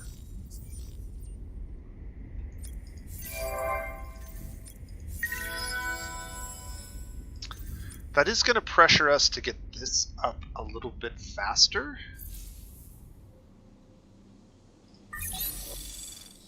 And the step world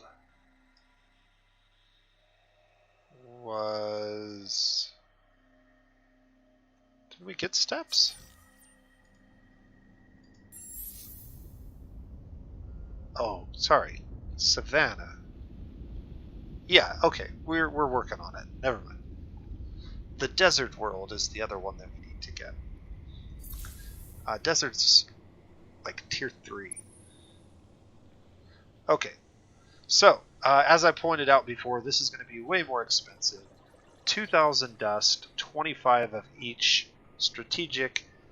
This is at 11 turns, so this is kind of where we looked at it last time when it was like 911 or something.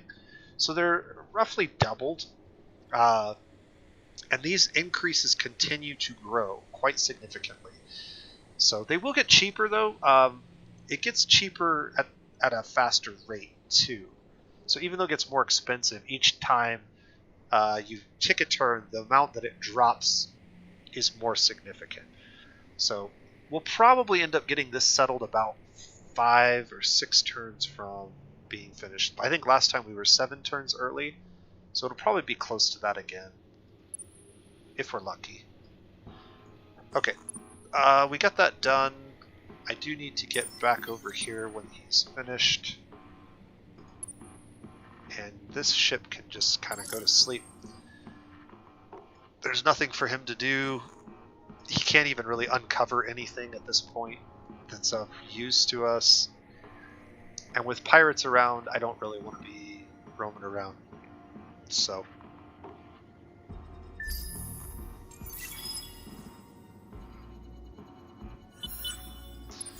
We're also approaching 2 hours on this video, but I think I've played this first 20 turns really clean. And I think we'll probably end the video at 20. Right before the election, or maybe right after. Alright, so another cerebral reality done. We're back to actually earning dust a little bit more efficiently now, which is good for us. We also unlocked the military stuff that I needed. And we can work on galactic commodities, but we don't need these right away. So once again, I'm going to delay these.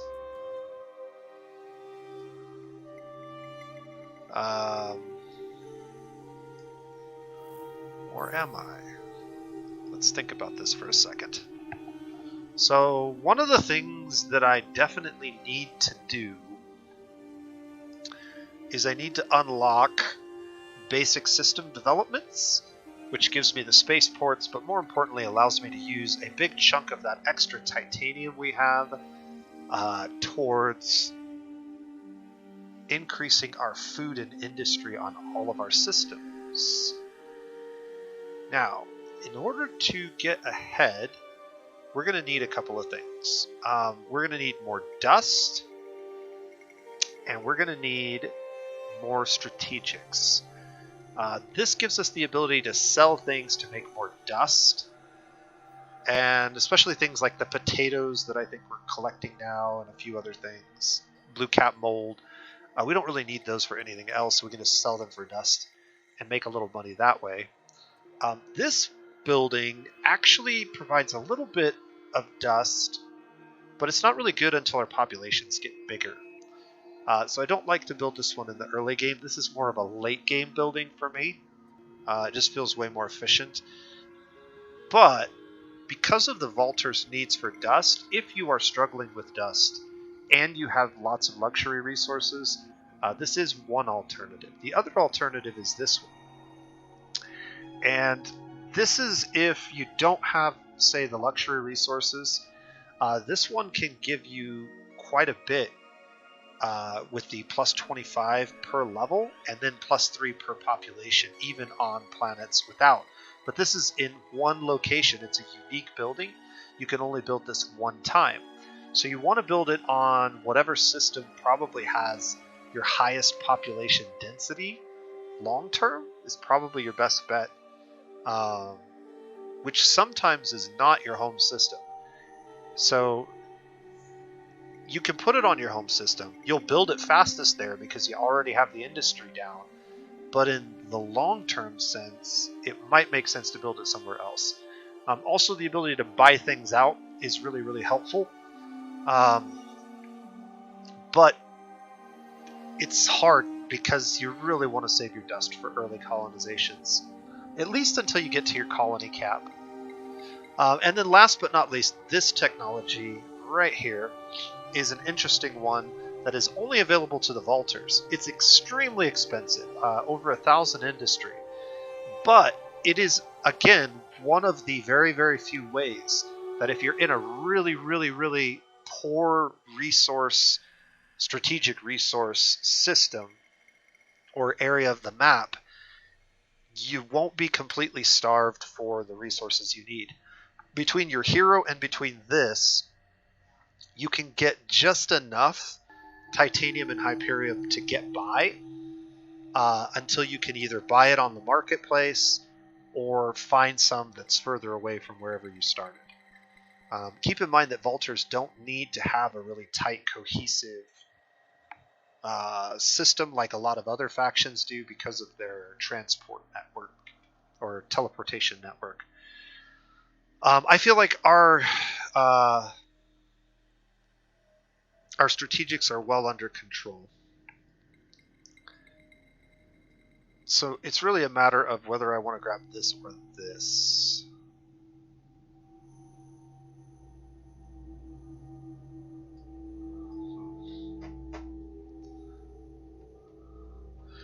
One thing that sometimes will... it's not that one, it's this one? Okay.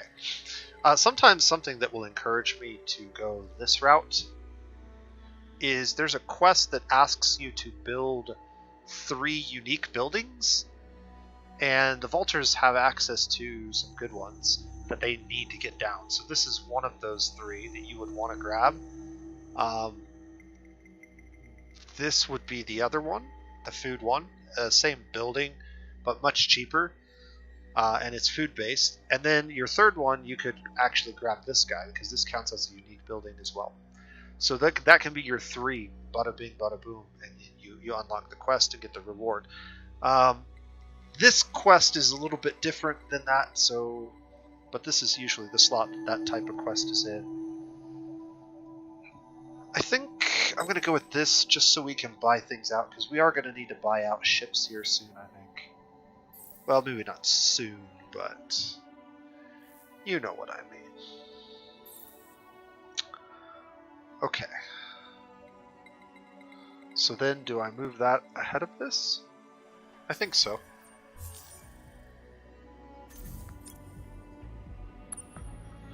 Alright, and then because we finished the military stuff, we're going to edit this design again. And all we can really do is upgrade that and this, but we should go ahead and do that. That's going to be relatively cheap for us to do. Yeah, 130, not too bad. Now, one thing that I could do that makes this interesting, I haven't actually tried this. So the cost of ships and the cost of upgrades may or may not be influenced by this. So if I do that before I buy this out, it did not change. Okay. Well, that's fine. We'll go ahead and do that. And then I should be able to change that back. No, I can't. You can only switch laws once per turn. I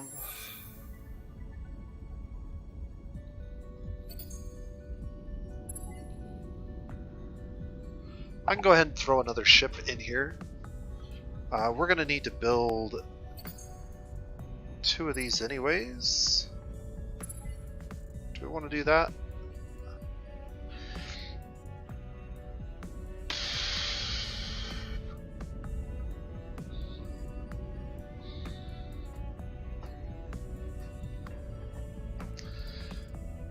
I don't think it matters. We'll leave that there. I do want to build those ships, but we don't need to necessarily do them out of order.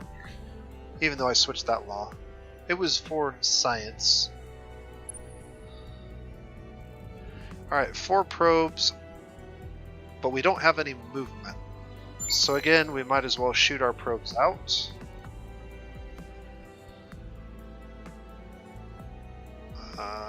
Three, 4. And then next turn we want to go this way, but before we leave, I may actually want to make these guys into privateers. I'll make that decision next turn. We'll just put them on sleep, and we'll keep an eye on this. So we're down to 1,723 of each resource. We actually have 23 and 26, so we're in a pretty good spot there.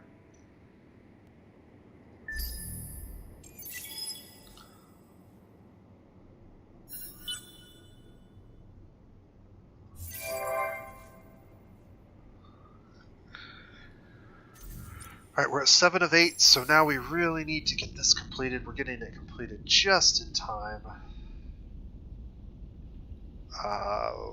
We lost our ecstatic bonus because this second overpopulation slot has a bigger penalty. I wish it actually showed you like the penalty if you mouse over, but it does not. You can go to sleep for a turn, and you... where does it show this? So upkeep of this ship and this ship is 7. If I activate this, the upkeep still shows 7. I know it costs us somewhere.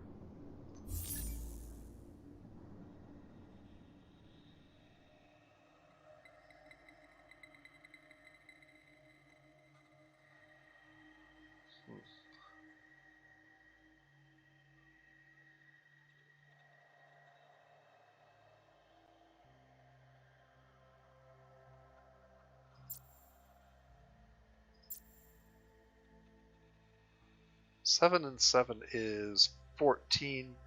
It's costing us an extra 4 dust per turn to do the pirate thing.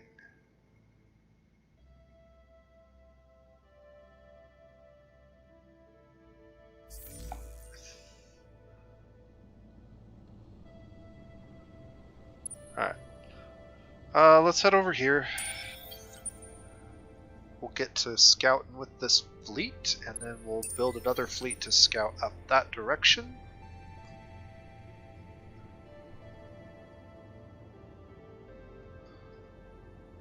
Anything else? I guess I could have stopped here and thrown out probes, but probably not a big need to. We've uncovered most of this space at this point. If we were somewhere over here, it makes more sense because we don't know anything that's around that area quite as much as we do here. Multi-threaded management's almost complete.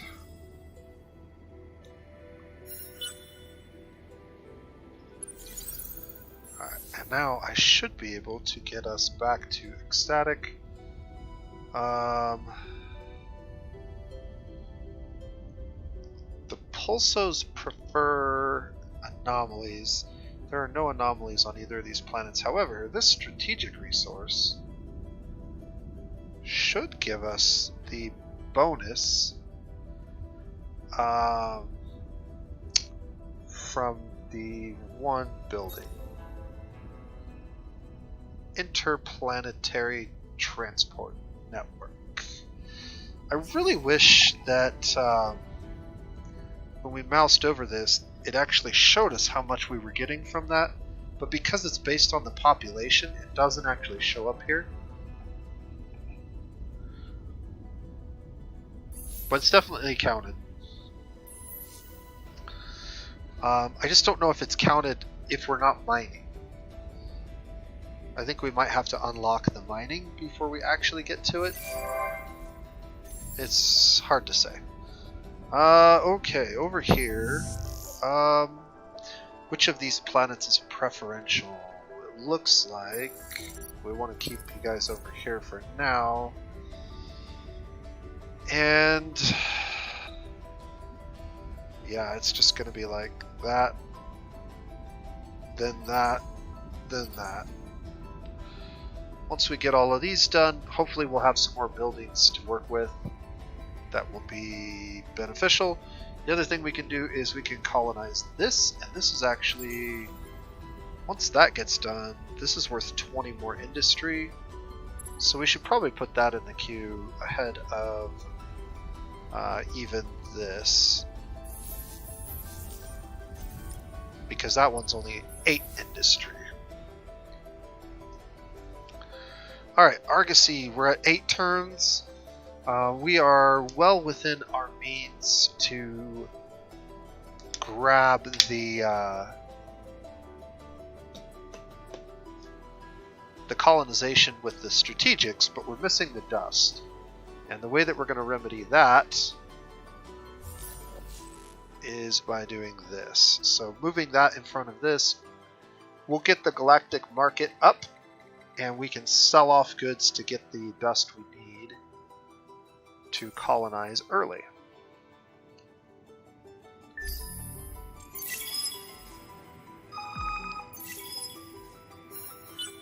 This probably is the turn where that happens, but let's take a look at what our pirates can find first. Alright, 1, 2, 3. Red Sang. And more Hyperium. And this is a poor deposit of Hyperium. Alright, and then a locked curiosity for now. Also one more probe. I could send the probe out into deep space, but I actually want to send it down the lane because I want to see where the pirates are at. I'm not too worried about the pirates, but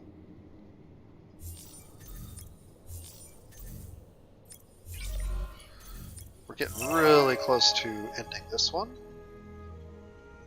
Be the first to control at least 4 star systems in the same constellation. United Empire beat us to that. And that's not uncommon. Scavenged ram scoops are really good. We're going to take those. They're also pretty easy to pick up. More Vultures. Growing quite quickly. I've got one of my 2 ships ready. And we now have the goods market. Also, because this ship is ready, we might as well get him out and start using those probes. We'll wait for his buddy before we send him off. Okay, and then we're 7 turns away. This is probably, we only need to make 500, 600 dust.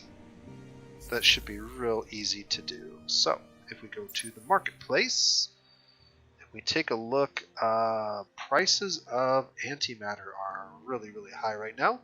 So we could sell some antimatter. Luxuries. Let's see, what's worth the most? Transvine, Super Spuds. Super Spuds are actually worth quite a bit right now. Up to 53. Red Sang is also pretty high. So let's see. We've got 12 super spuds. If we were to sell all 12 of our super spuds, that gets us to almost 400. And then, what were these at? These are actually a lot cheaper. Blue cap mold. If we were to sell all of it, though, that gets us 600. I think that is enough, right? We're not going to use these for anything else. 1.4K. That'll do it. Alright, and then we can get on this medium Terran and start bringing in more titanium.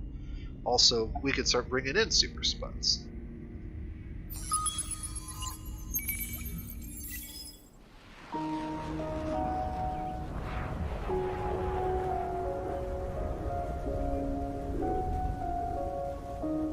Alright, so now that we have 3 systems down, and remember, we don't have to wait for outposts, we just drop the entire system and go. Also, we've got 10 turns on this particular one for a golden age. So this will only be a 10-turn golden age. But that's perfectly fine. We've got Xeno-Industrial Infrastructure, which is worth 30. We've got colonization of that, which is worth 20, and that, which is also worth 20. We definitely need to work this in there somewhere early. That can be put down. Then that. Our population should be large enough by the time we get to that it's actually worthwhile. And here you go. So this is our system in 20-some turns. It'll be a lot less than that. Things accelerate quite quickly once this gets completed. And in fact, in 1 turn, I'm going to be able to buy things out with dust. Now, we're not going to do that because we're going to save most of our dust for colonizing. And the question is, when do we stop accelerating our colonization? Like, doesn't it just get super expensive at some point? And the answer is yes. But we want to try to push to 7 as fast as possible. Once we start hitting up against this cap, then it's definitely okay to slow down your colonization efforts with the Argosy. The other thing to keep in mind is that if you are going to play militarily with the Vaulters, you can also take over systems with your military, and you will take over systems with your military. And so the Argosy becomes less useful as a colony ship, but has uses as a scout ship and or gate for the portal system in the later stages of the game. So you'll want to transition it into that role. We've gained control of the Leptos constellation and are going to be getting enhanced science for the time being, so that's kind of cool. And multi-threaded management. How important is it that we get that done right away? I don't know yet. Looks like we found the United Empire. That's curious to me. They're on our constellation, yet they already have 4 systems.